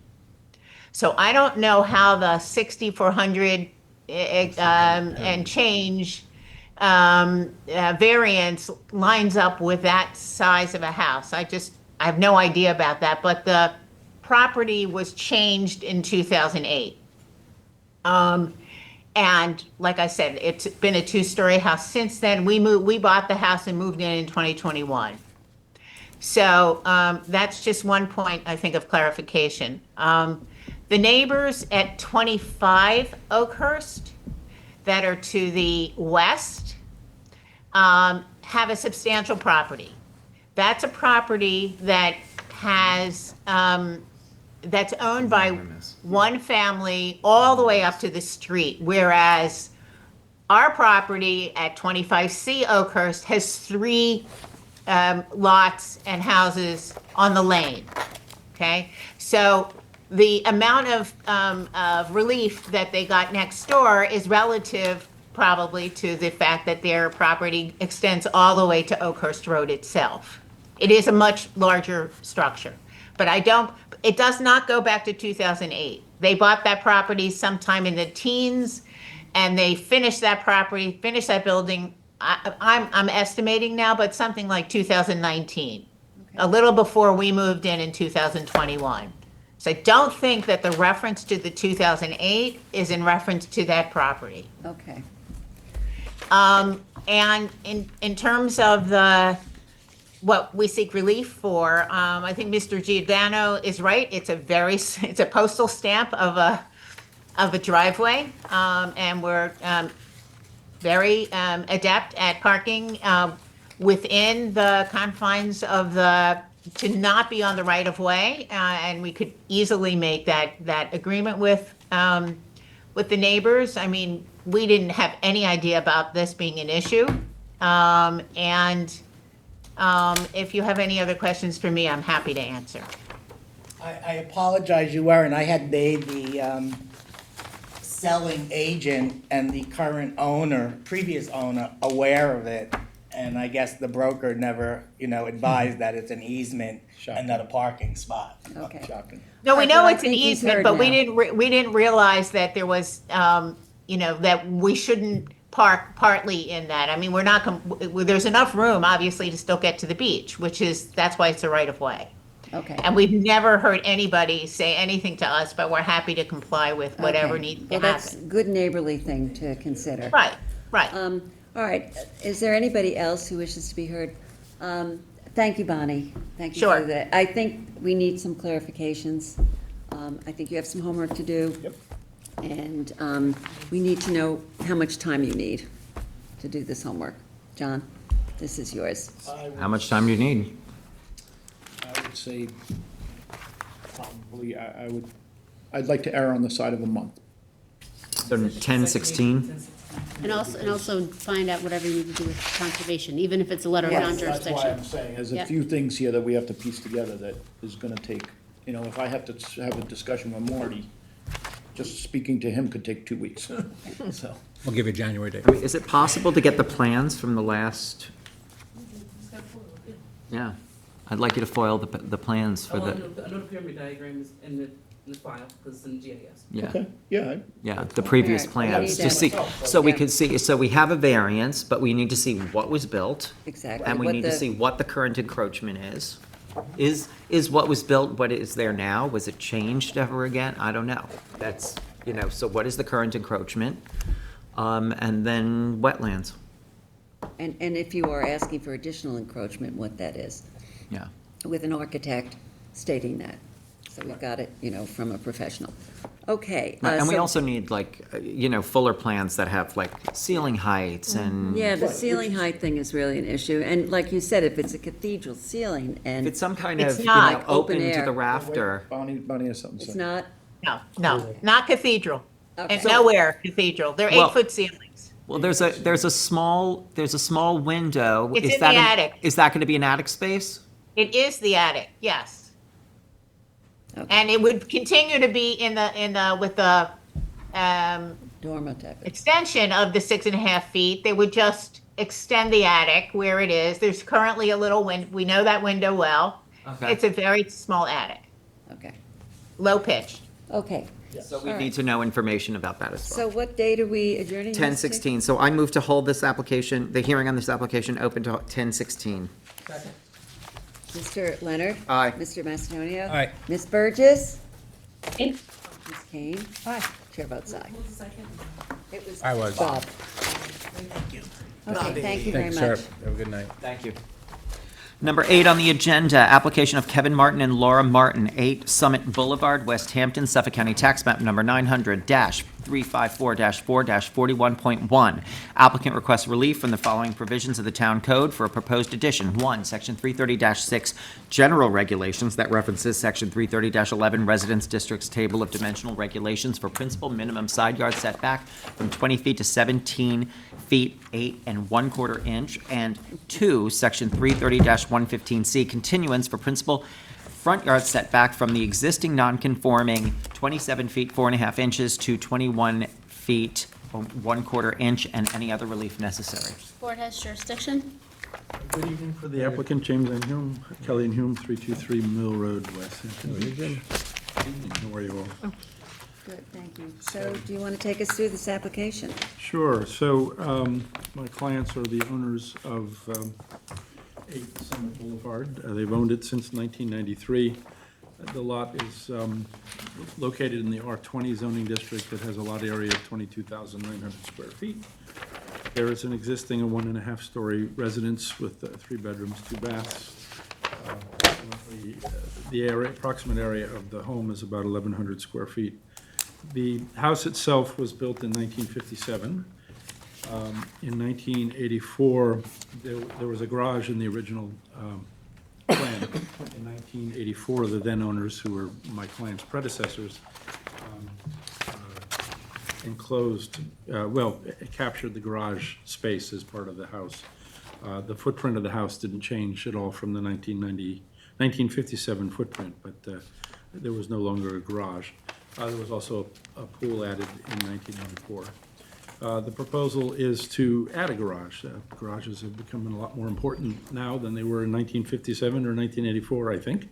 And they're looking for there's also a proposed sunroom, which doesn't actually require any relief, and a mudroom directly behind the garage.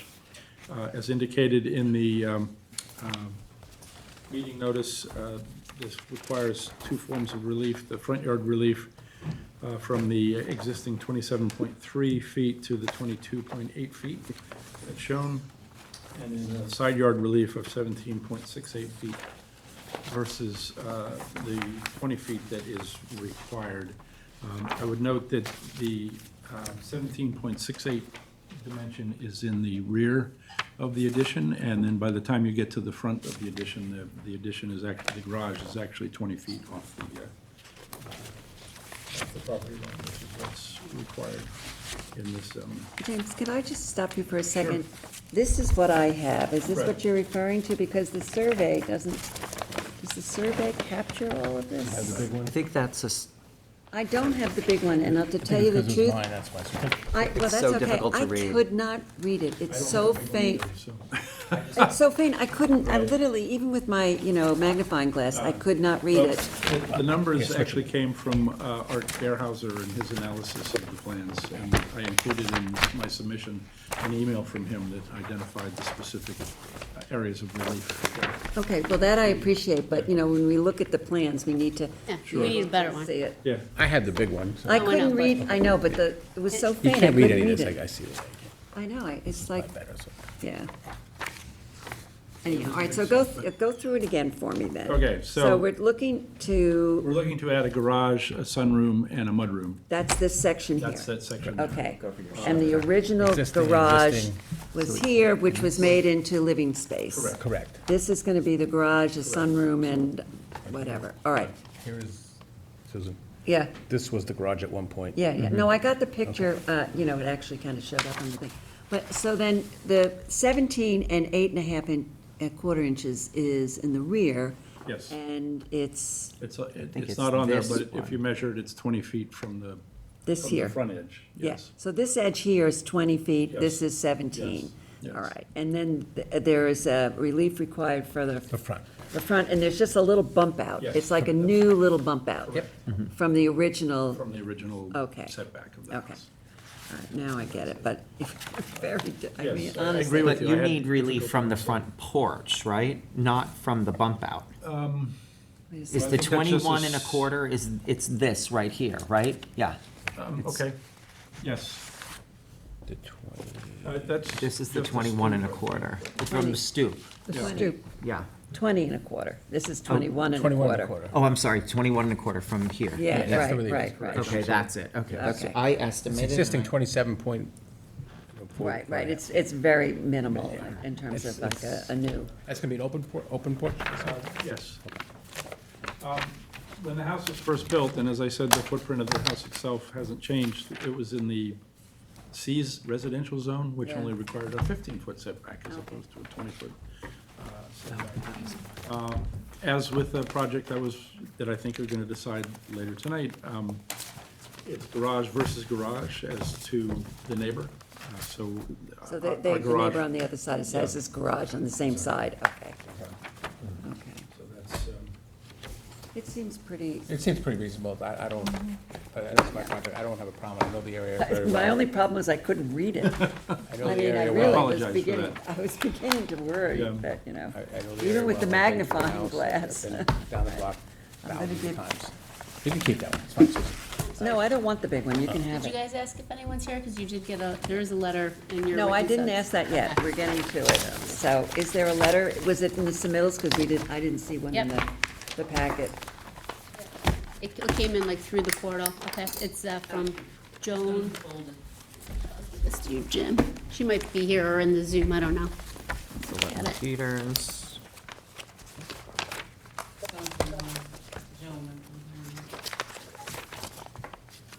Here we are. See a copy. Oh, here. Is she on Zoom, maybe? She may be. Okay.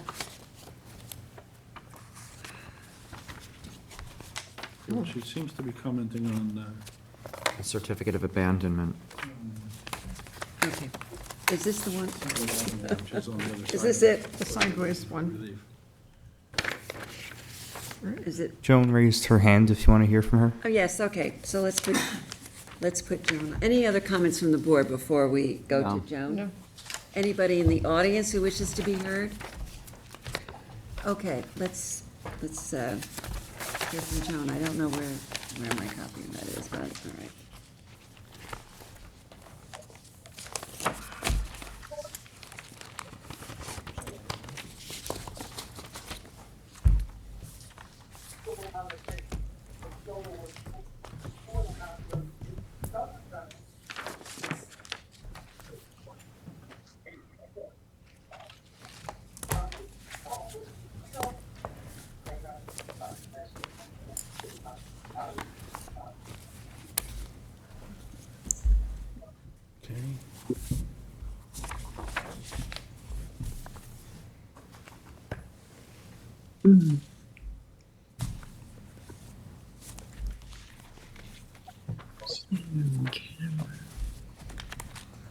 Joan, are you there?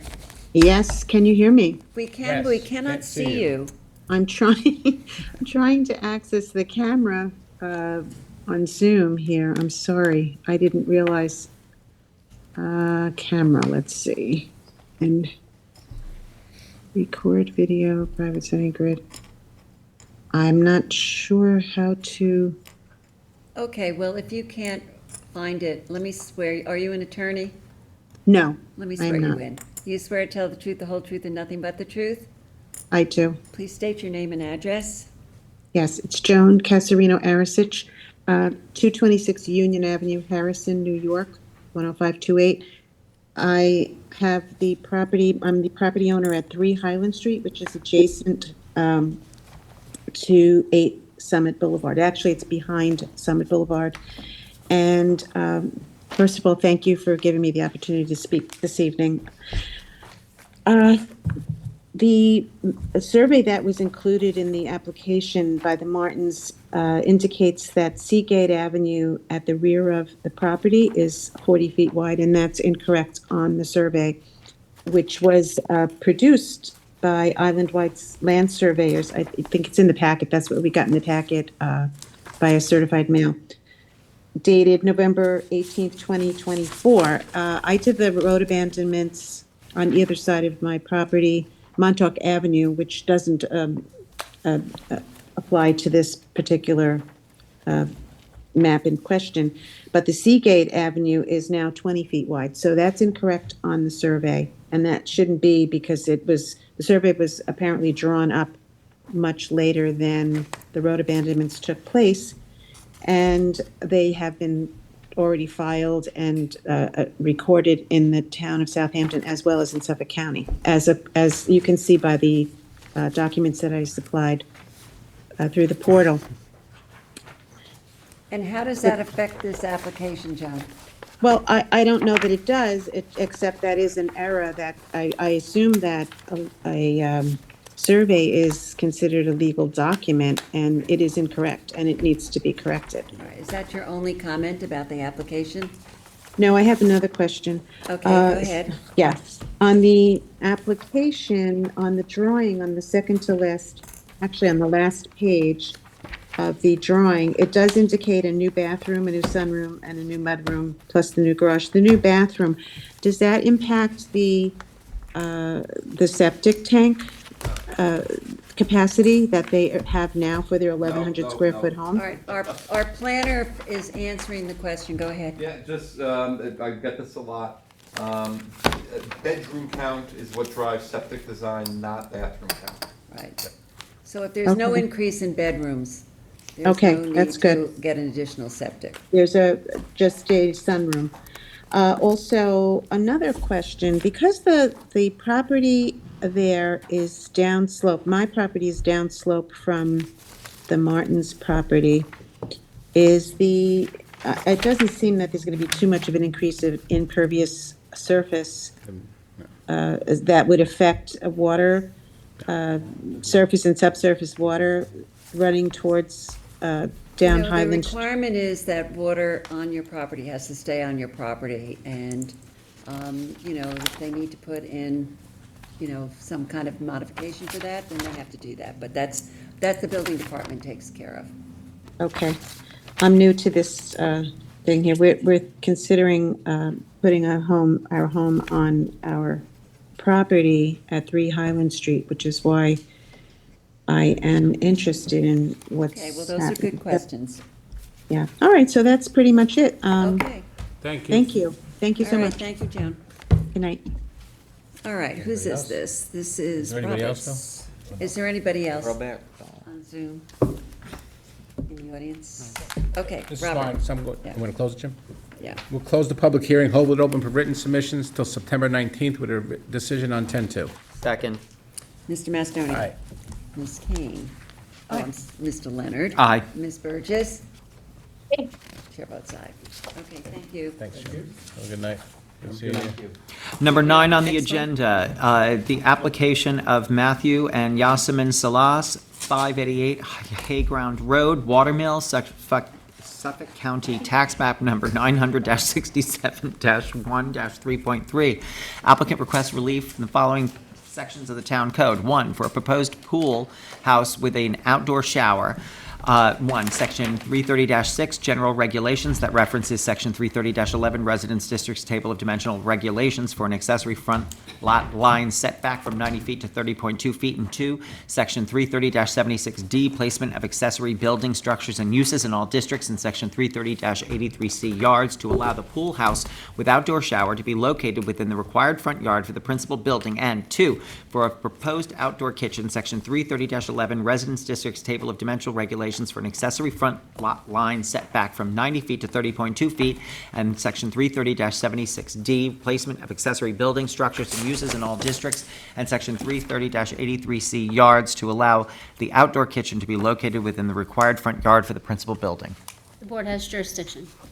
Can I swear you in? Do you swear to tell the truth, the whole truth, and nothing but the truth? I do. Please state your name and address. Steve Caputo, 120 Mill Road, West Hampton Beach, New York.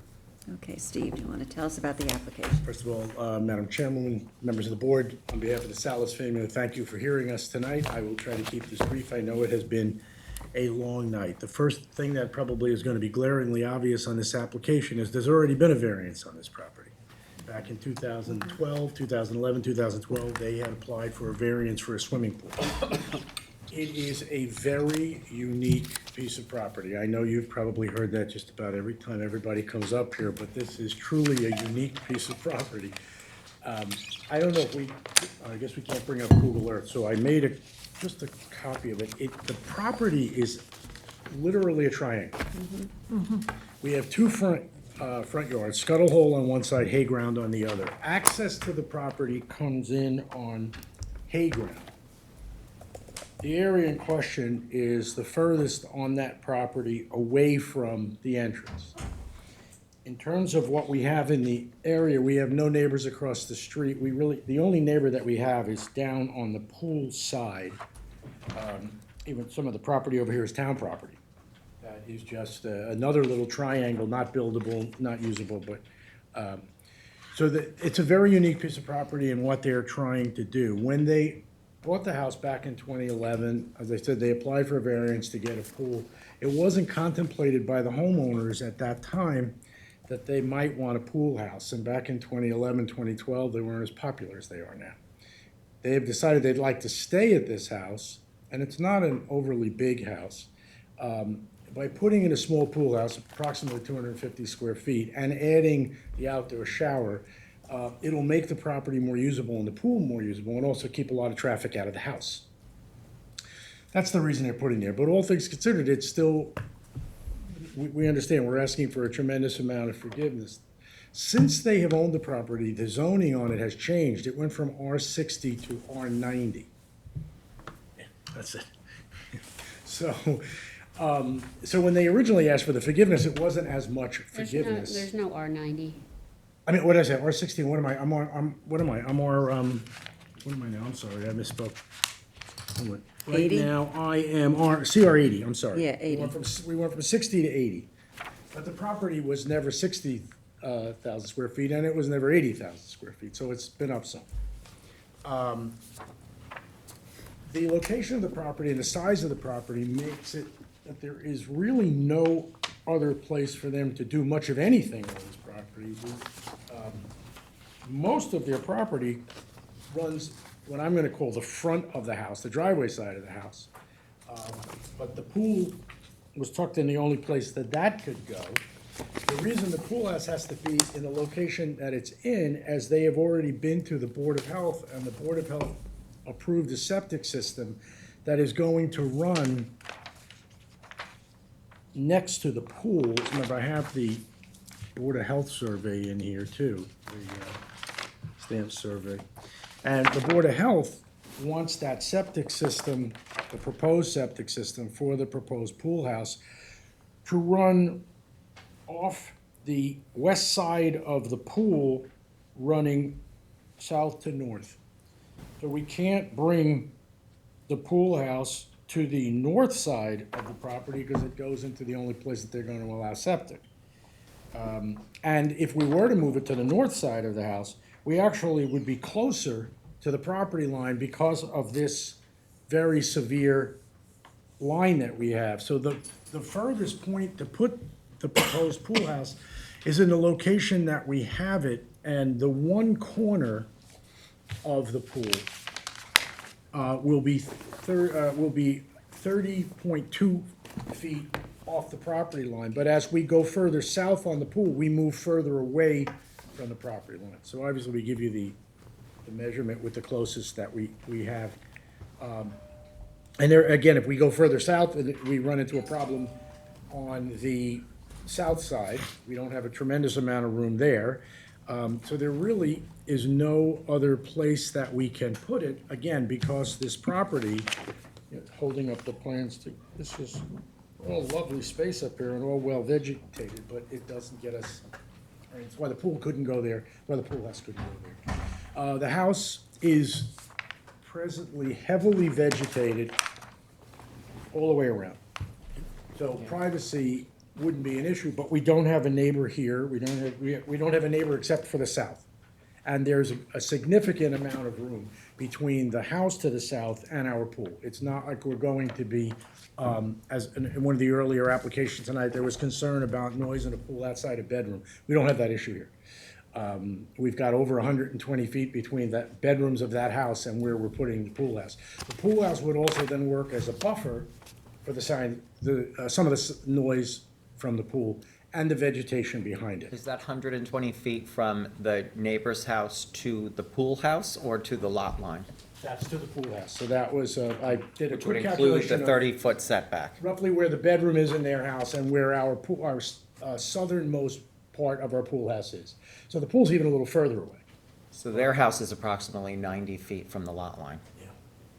Well, yeah, but they're down here, John. Right. These are the different, it's not 30. 30 is up here. Yeah, Well, how far is the pool house from the lot line to the south? 47, south lot line, 42.7 or 40, 42.7 or 37.8. So it's a little less, so it's 80-something feet. Yeah, yeah, To the neighbor's house from the lot line. Yeah, That's 42 a significant points. amount of space. Yeah. That's far. yeah. The one measurement's 37.8, Yeah, but. right, because of the angle of the property. It's 35 feet, give or take a So, foot, but it. so if I can just, I've been to the property.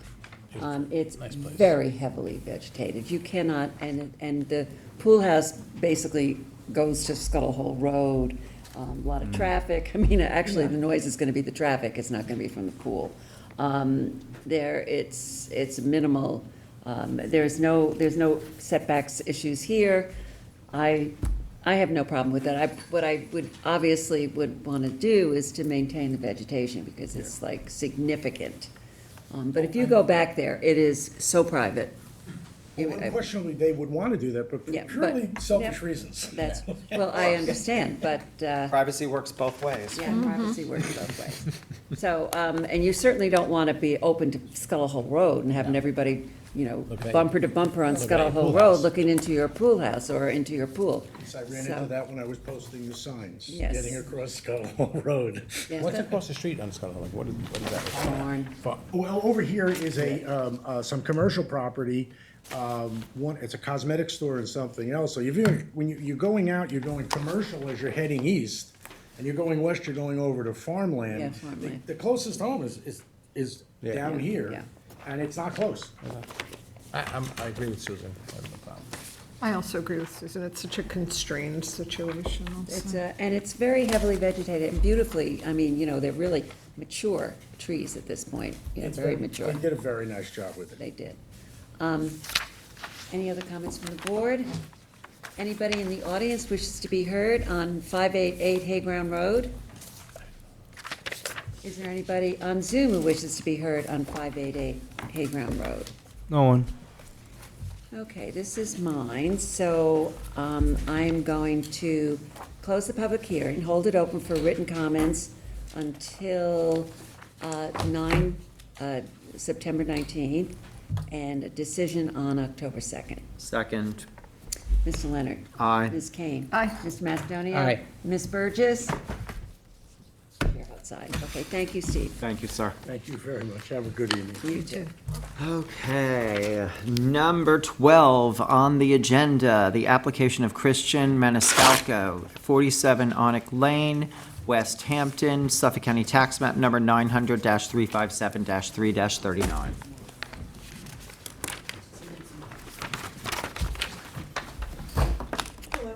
Hi, just give me a second. I have to find my application here. Oh, here we go, okay.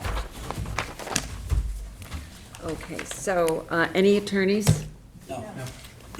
Did I swear you in before? I think, Yeah, you've all been sworn in before, but that's, for the record, just let's restate our names. Okay, Christian Maniscalco, 47 Onak Lane, West Hampton Beach. okay. John Van Velsour, architect, 74 Josephine Drive, This is right Wading behind River, New York. the dentist, right? Daphne Vaughn, Surfside Environmental Planning, 4 Happy Acres Drive, Shirley. Okay. So, So where are we on this application? so the last time we were here, we had proposed 1 and 2 story additions, mainly over the garage on the, let's call it the northern side of the property. The board expressed that they were not happy with the amount of pyramid. So we went back to the drawing board, or I should say, these guys went back to the drawing board. Back to the computer, actually. And what they came up with is what's in it, you should have, hopefully. The survey we have, yes. Do we have also the You should have plans? plans. Yes, we do. We do. So basically, there are still 1 and 2 story additions, but the 2 story addition is centralized on the property.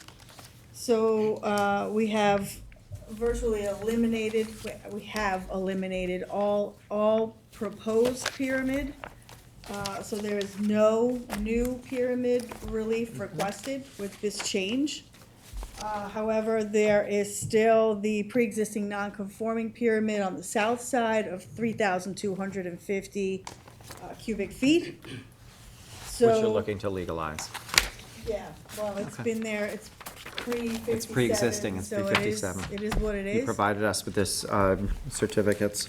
Yes, Say that number again, Daphne, please. 3,250 cubic feet. So, so the addition is a den on the first floor and then a primary bedroom suite on the second floor. We are still showing the expansion to the garage on the first floor with this 1-story addition behind it that includes a porch, half bath, like a mudroom, laundry area, essentially, that connects the back to the garage and the main house. So the changes still require lot coverage variance. Let's go through what the variance requests are Sure. right now. Okay. So, we need a lot coverage variance from 330-11 in the amount of 21.5%, where 20% is required. That's 219 square feet of additional roof structure over what's allowed. But again, we have eliminated all new pyramids, so it's, has to give and take, Right. so to speak.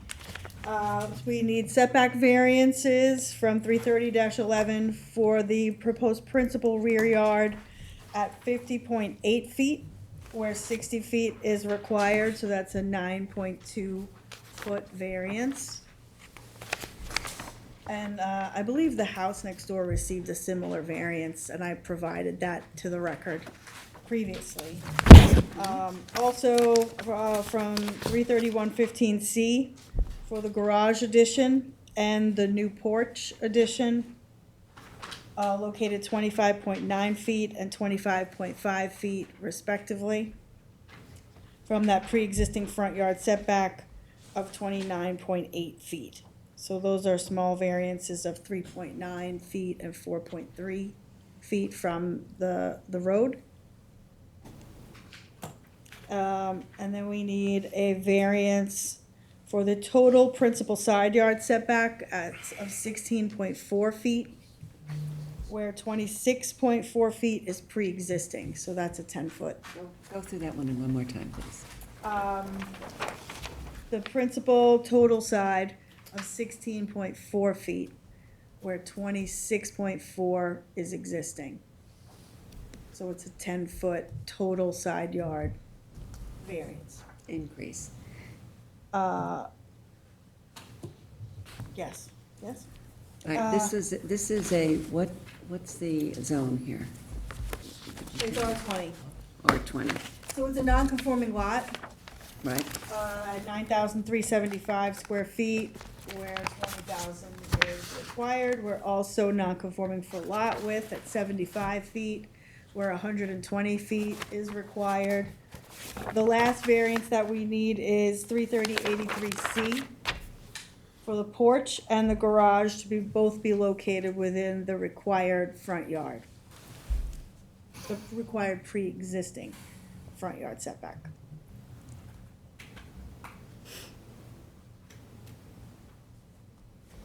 Okay. So, This house was built when? Prior to 57. All right, so the house is prior to 57. Okay. So all the pre-existing stuff is legit. I Yeah. mean, it's not something we have to fix. We don't have to like go back and fix our records and whatever. So, okay, so these are variances from the appropriate pre-existing setbacks. Yes. Okay. So you're using that part of the structure? Yes. You're not demolishing, No. Oh, yeah, rebuilding? no. You're, that part's staying the same, and you're really working on the other side? Back. The back and And the the side where the garages are? Yes. Okay. yeah, and so if my memory serves, there was a dentist, Is it that, yeah. Yeah. and he was fine. Yes. And can you refresh on any other neighbor input? They're all here. Okay, Yeah. I am interested in hearing Good. that. That's of particular interest to me. That's the parking lot's right back there, but that's right. Yeah. It's on one side of my house. So the current pyramid relief of 3,250 cubic feet has not been increased. No, It was pre-existing from 57. yes. Okay. It sounds like you did some homework. Yeah, I mean, I I appreciate. mean, really, it sounds like you Yeah, did some you, homework. you told us what you wanted us to do, and we basically did. Okay, any other comments from the board? Okay, is there anyone in the audience who wishes to be heard? Come on up, please. And I think I did swear you in the last time. I haven't been here in about 10 years. Oh, really? Still sworn in. No. You weren't on Zoom, right? No. Okay, so let me swear you in. Do you swear to tell the truth, the whole truth, and nothing but the truth? I do. Please state your name and address. My name is Patricia Di Benedetto. I reside at 21 Adam Lane. I am co-owner with my husband of 380 Mill Road, and we purchased the property approximately 10 years, about the same time that Mr. Maniscalco purchased his. We completely changed the outlook of our lot. Not only am I the owner, but I'm also a former board member on the planning board with the Village of West Hampton Beach, and also a former village trustee. I was my own general contractor of our property, and Mr. Maniscalco has been a very amicable neighbor. We've shared cost with replacing irreparable fences, and also he's taken our look of our white split rail fence and has extended it along his property line to create a very harmonious looking piece of property. I totally support, along with my husband, if I can speak for him, of the project that Mr. Maniscalco Have it anyway. is doing. I appreciate the board's time, and I'm hoping that now that he's met the requirements regarding the pyramid relief, that you move forward and allow him to live harmoniously with his property. Well, it doesn't sound like you're asking for a lot of relief from what exists now, and has existed since '57. So Right. I think, like I said before, I think you've done a good job of really listening to our concerns and coming back with a really solid plan. Appreciate your comments. And I Thank you. drive by every day, dropping my daughter off to school. I know your property very well, looks beautiful. Thank you. I have no problem with it. Okay, thank you. Is there anybody else in the audience? Gentlemen. Please come forward.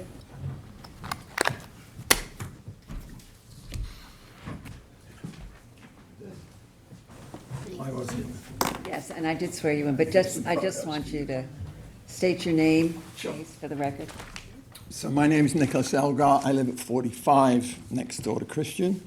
In principle, we support, my wife and I support, any improvement.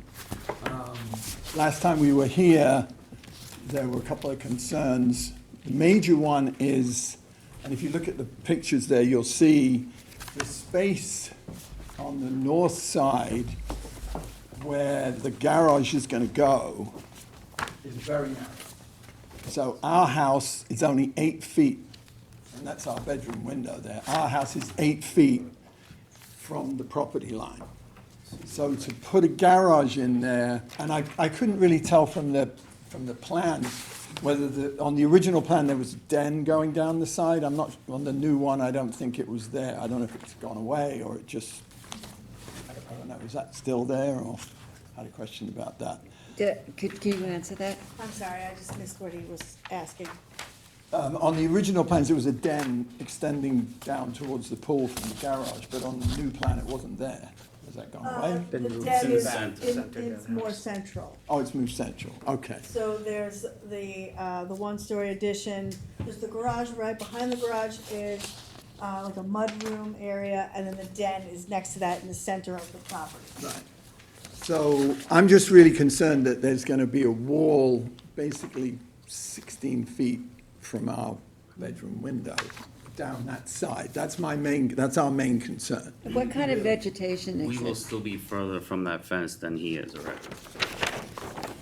All right, I understand. So he is close to the fence. I'm only 8 feet. I mean, and I you're bought gonna the be house slightly- that way. Yeah, no, I I understand. didn't put that. So let me just ask you, what kind of vegetation separation exists? Is there anything? Appears to be a Is hedges fence. that go from where our backyard begins all the way to the fence line in the back.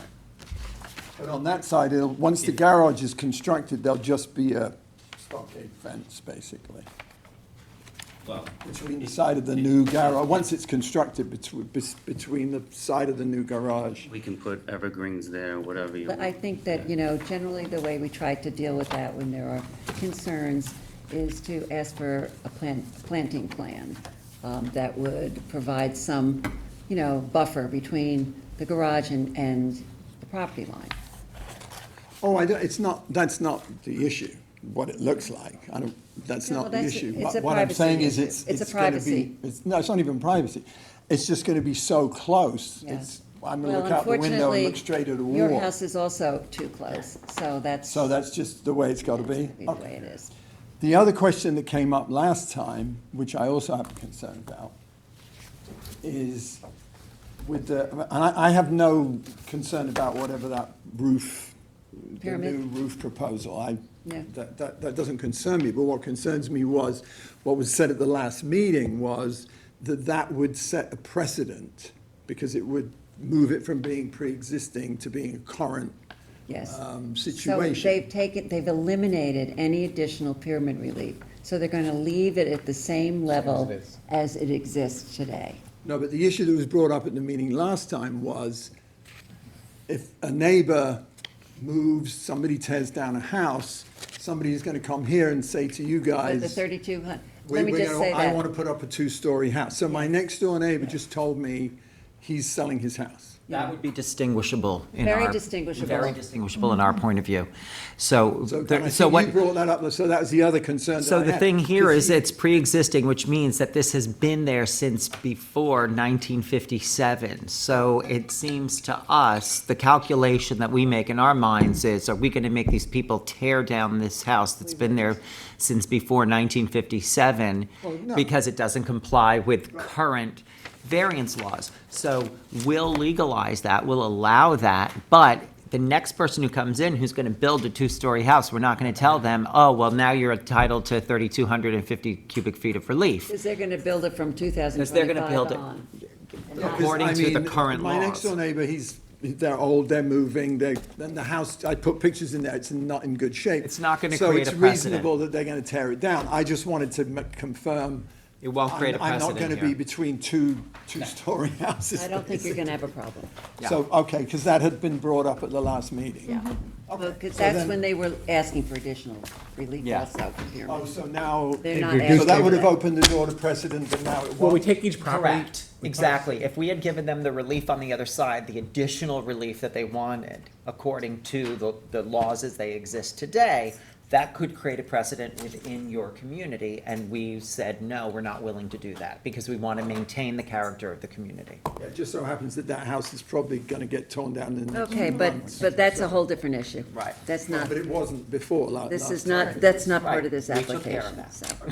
That was, okay, so you answered my concerns. Thank you so much, Thank you, sir. Appreciate you coming. Is there anybody else on Zoom who wishes to be heard on this matter? No one. Okay. All right, whose is this, Julie? Me, yes. Yeah, okay. Okay, so we are going to, moving to close the public hearing, accepting written submissions until September 19 with a decision on October 2. Second. Appreciate it. Good luck Ms. with everything. Payne? Aye. Mr. Leonard? Aye. Mr. Aye. Ms. Burgess? Chair votes aye. I was going to say Mr. Maniscalco, I'm sorry. Comedian? Thank you all so much. Thank you. Have a good night. Thank you.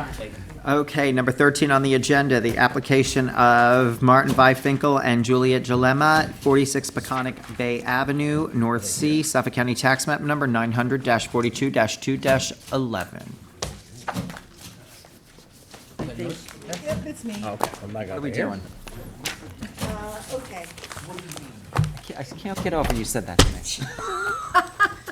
What do you mean? And that's how she said it.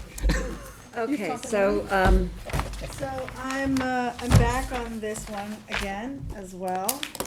I did, Candace, how many copies of something do you want? Three? I need four. 2, 3, 4.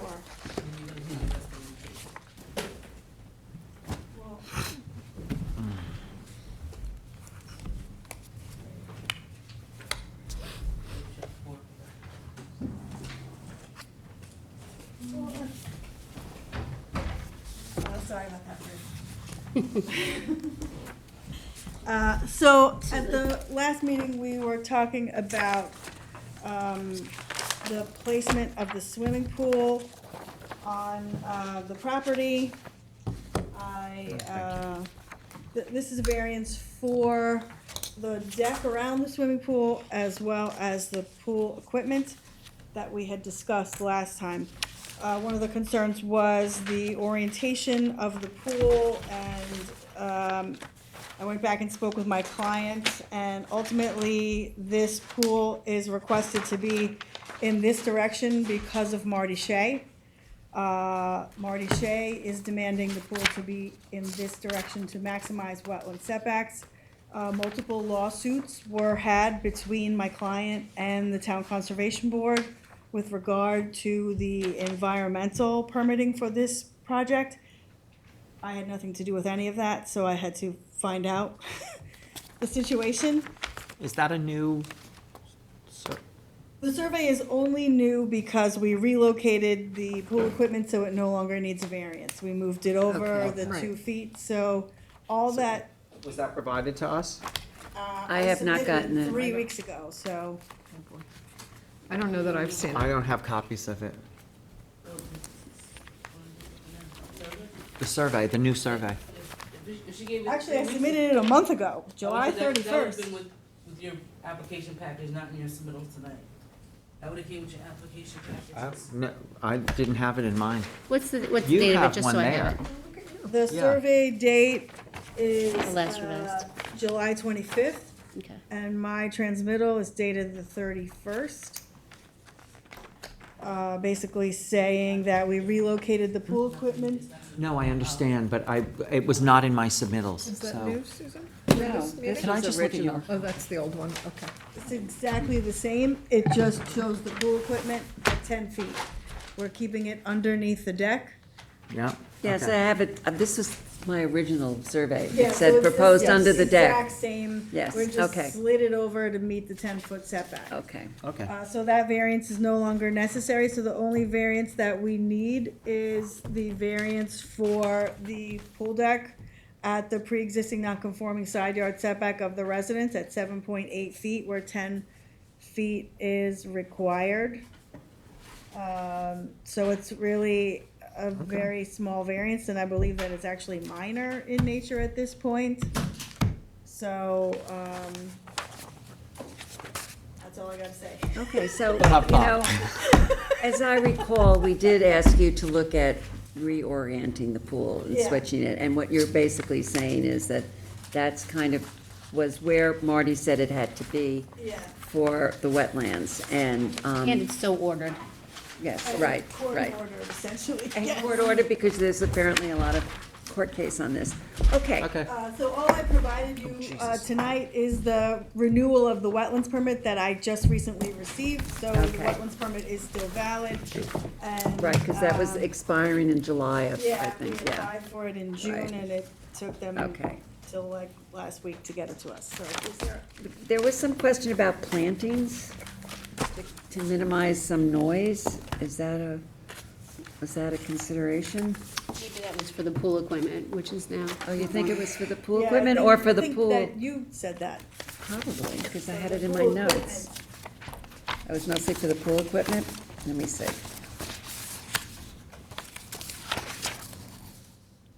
They have to plant that wetland buffer, Okay, and the neighbor is pretty far away. They're not really right on Okay. top of them. okay.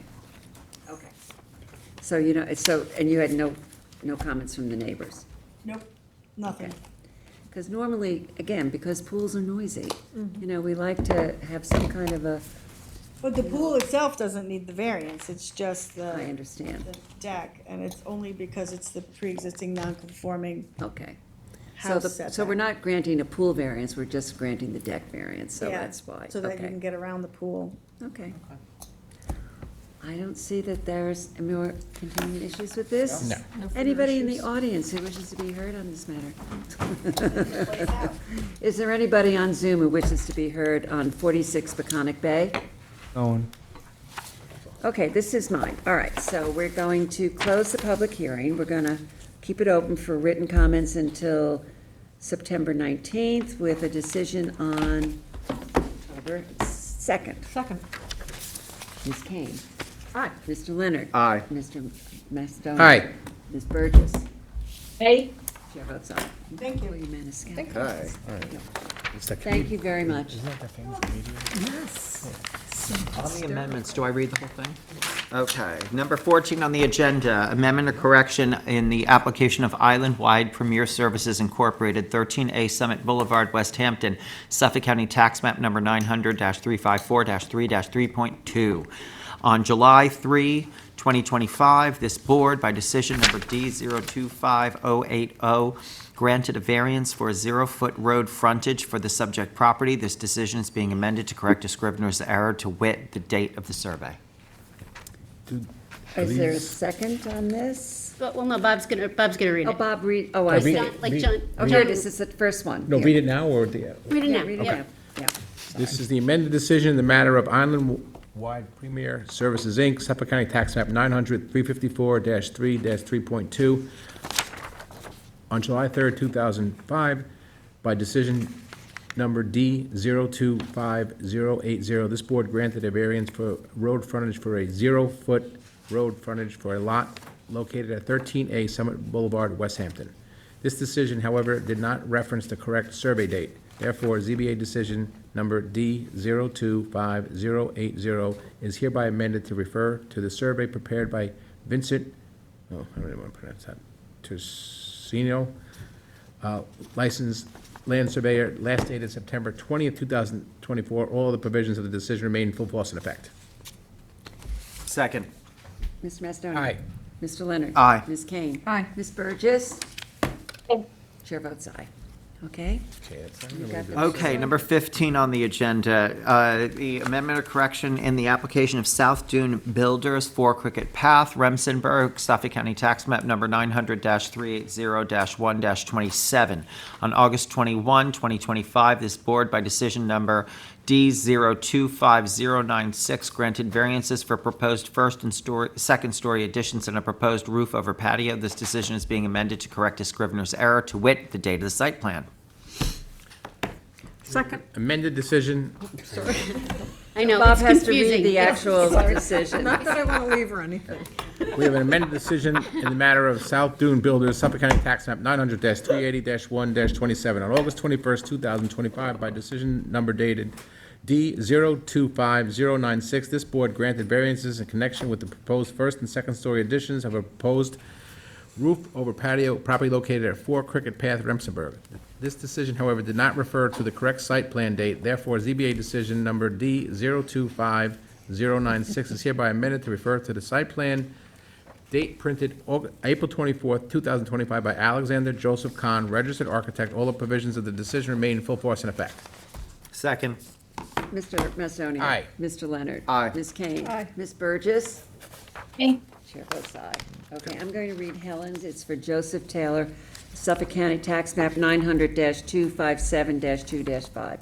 This application is for property located at 103 West Tiana Road, Hampton Bays. Applicant requests relief to legalize a covered porch.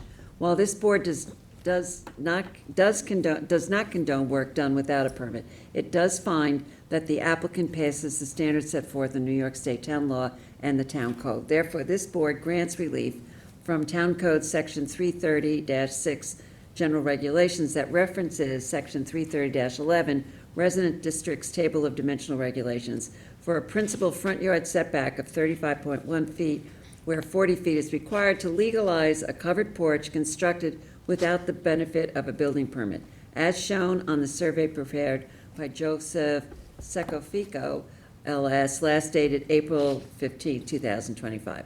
Grant of the foregoing is subject to such other conditions and permits as applicant has already acquired and may otherwise have to acquire for final approval of subject premises, including the removal, relocation of sheds on the premises prior to the issuance of any certificate for the covered porch. Second.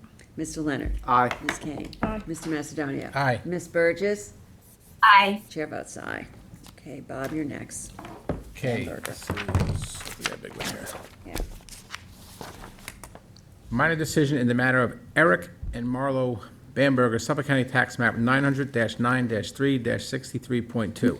This application is for property located at 59 Bayview Drive East, Noyak. Applicant requests relief for a proposed pool with a spa on a corner waterfront lot also burdened by wetlands.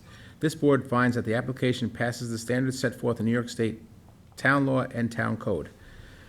Therefore, this board grants relief from Town Code Section 336, General Regulations, that references Town Code 330-11 for a accessory distance from front lot line setback of 30.3 feet from the southerly property line, Bayview Drive, where 40 feet is required for a proposed pool with spa as shown on the survey prepared by Paul Baraliski, licensed land surveyor, last revised June 10th, 2025. Grant of the foregoing relief is subject to such conditions and permits as applicant is hereby already acquired or may otherwise have to acquire for final approval of the subject premises, including that 1, all pool, spa, air conditioning, generator equipment complies with the relevant provisions of the town code, and 2, the erosion and sediment control measures should be required during immediate after construction to ensure that stormwater runoff will not carry materials into Sag Harbor Cove. Second. Mr. Macedonia? Aye. Ms. Kane? Aye. Mr. Leonard? Aye. Ms. Burgess? Aye. Chair votes aye. Okay, Julie, you got a bunch. Yes. Matthew Walsh, Suffolk County Town Map 900-81-1.39. This application is for property located at 150 Noyak Path, Watermill. Applicant requests a single and separate determination for a non-conforming lot. After reviewing the testimony and evidence presented, this board finds that the subject premises, that is Suffolk County Town Map number 900-81-1-3.9, is held in single and separate ownership from all adjacent parcels and thus is entitled to relief pursuant to Town Code Section 330-115D. Grant of the foregoing relief is subject to such conditions and permits as applicant has already acquired or may otherwise have to acquire for final approval of the subject premises. Second. Ms. Kane? Aye. Mr. Leonard? Aye. Mr. Macedonia? Aye. Ms. Burgess? Aye. Chair votes aye. Matthew Walsh, Suffolk County Town Map 900-81-1-4.3. This application is for property located at 126 Noyak Path, Watermill. Applicant requests a single and separate determination for this lot. However, the subject premises is a conforming 85,482 square feet in this RD 80 zoning district, and as such is not entitled to relief pursuant to Town Code Section 330-115D. Second. Ms. Kane? Aye. Mr. Leonard? Aye. Mr. Macedonia? Aye. Ms. Burgess? Aye. Chair votes aye. Matthew Walsh, Suffolk County Town Map 900-81-1-4.4. This application is for property located at 120 Noyak Path, Watermill. Applicant requests a single and separate determination for a non-conforming lot. After reviewing the testimony and evidence presented, this board finds that the subject premises, that is Suffolk County Town Map 900-81-1-4.4, is held in single and separate ownership from all adjacent parcels and thus is entitled to relief pursuant to Town Code Section 330-115D. Grant of the foregoing relief is subject to such conditions and permits as applicant has already acquired or may otherwise have to acquire for final approval of the subject premises. Second. Ms. Kane? Aye. Mr. Leonard? Aye. Mr. Macedonia? Aye. Ms. Burgess? Aye. Chair votes aye. Matthew Walsh, Suffolk County Town Map 900, it's Groundhog Day, 900-81-1-4.5. This application is for property located at 170 Noyak Path, Watermill. Applicant requests a single and separate determination for a non-conforming lot. After reviewing the testimony and evidence presented, this board finds that the subject premises, that is Suffolk County Town Map 900-81-1-4.5, is held in single and separate ownership from all adjacent parcels and thus is entitled to relief pursuant to Town Code Section 330-115D. Grant of the foregoing relief is subject to such conditions and permits as applicant has already acquired or may otherwise have to acquire for final approval of the subject premises. Second. Ms. Kane? Aye. Mr. Leonard? Aye. Mr. Macedonia? Aye. Ms. Burgess? Aye. Chair votes aye. I will read John R.'s decision. Marianne E. Flanagan, Suffolk County Tax Map 900-354-4-7. This application is for property located at 60 Summit Boulevard, West Hampton. Applicant seeks variances for a proposed addition to an existing dwelling on a non-conforming lot. With the additions proposed over the current driveway and on the condition that screening be planted and maintained, this board finds that the application passes the standards set forth in New York State Town Law and Town Code.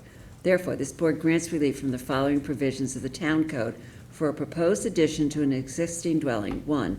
Town Code Section 330-6, General Regulations that references Town Code Section 330-11, Resident Districts Tables of Dimensional Regulations. For a principal total side yard of 26.9 feet where 45 feet is required, and a principal minimum side yard setback of 8.5 feet where 20 feet is required. And 2, Town Code Section 330-84D, pyramid height for a sky plane encroachment to the north in the amount of 478.8 cubic feet, as shown on the survey prepared by David H. Fox, LS, last dated October 31st, 2024, and the floor plans and elevations prepared by Peter N. Baldwin, R.A., dated October 6, 2024.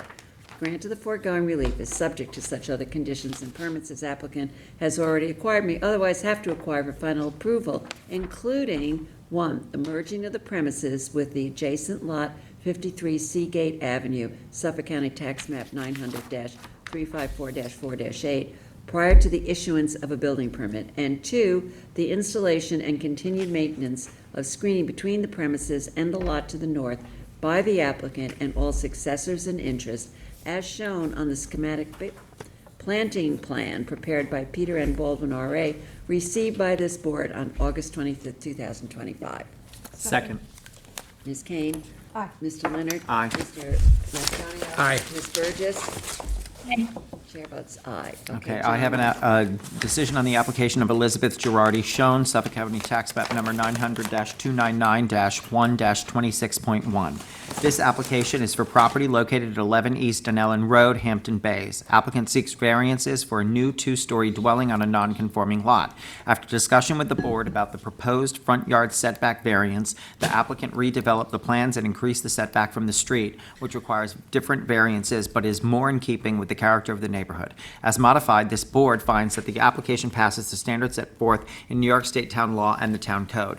Therefore, this board grants relief from the following provisions of the Town Code. 1, for a proposed two-story dwelling, Town Code Section 330-115 continuance for a principal front yard setback of 40.02 feet where 56.4 feet is pre-existing, and a principal total side yard of 40 feet where 50.64 feet is pre-existing.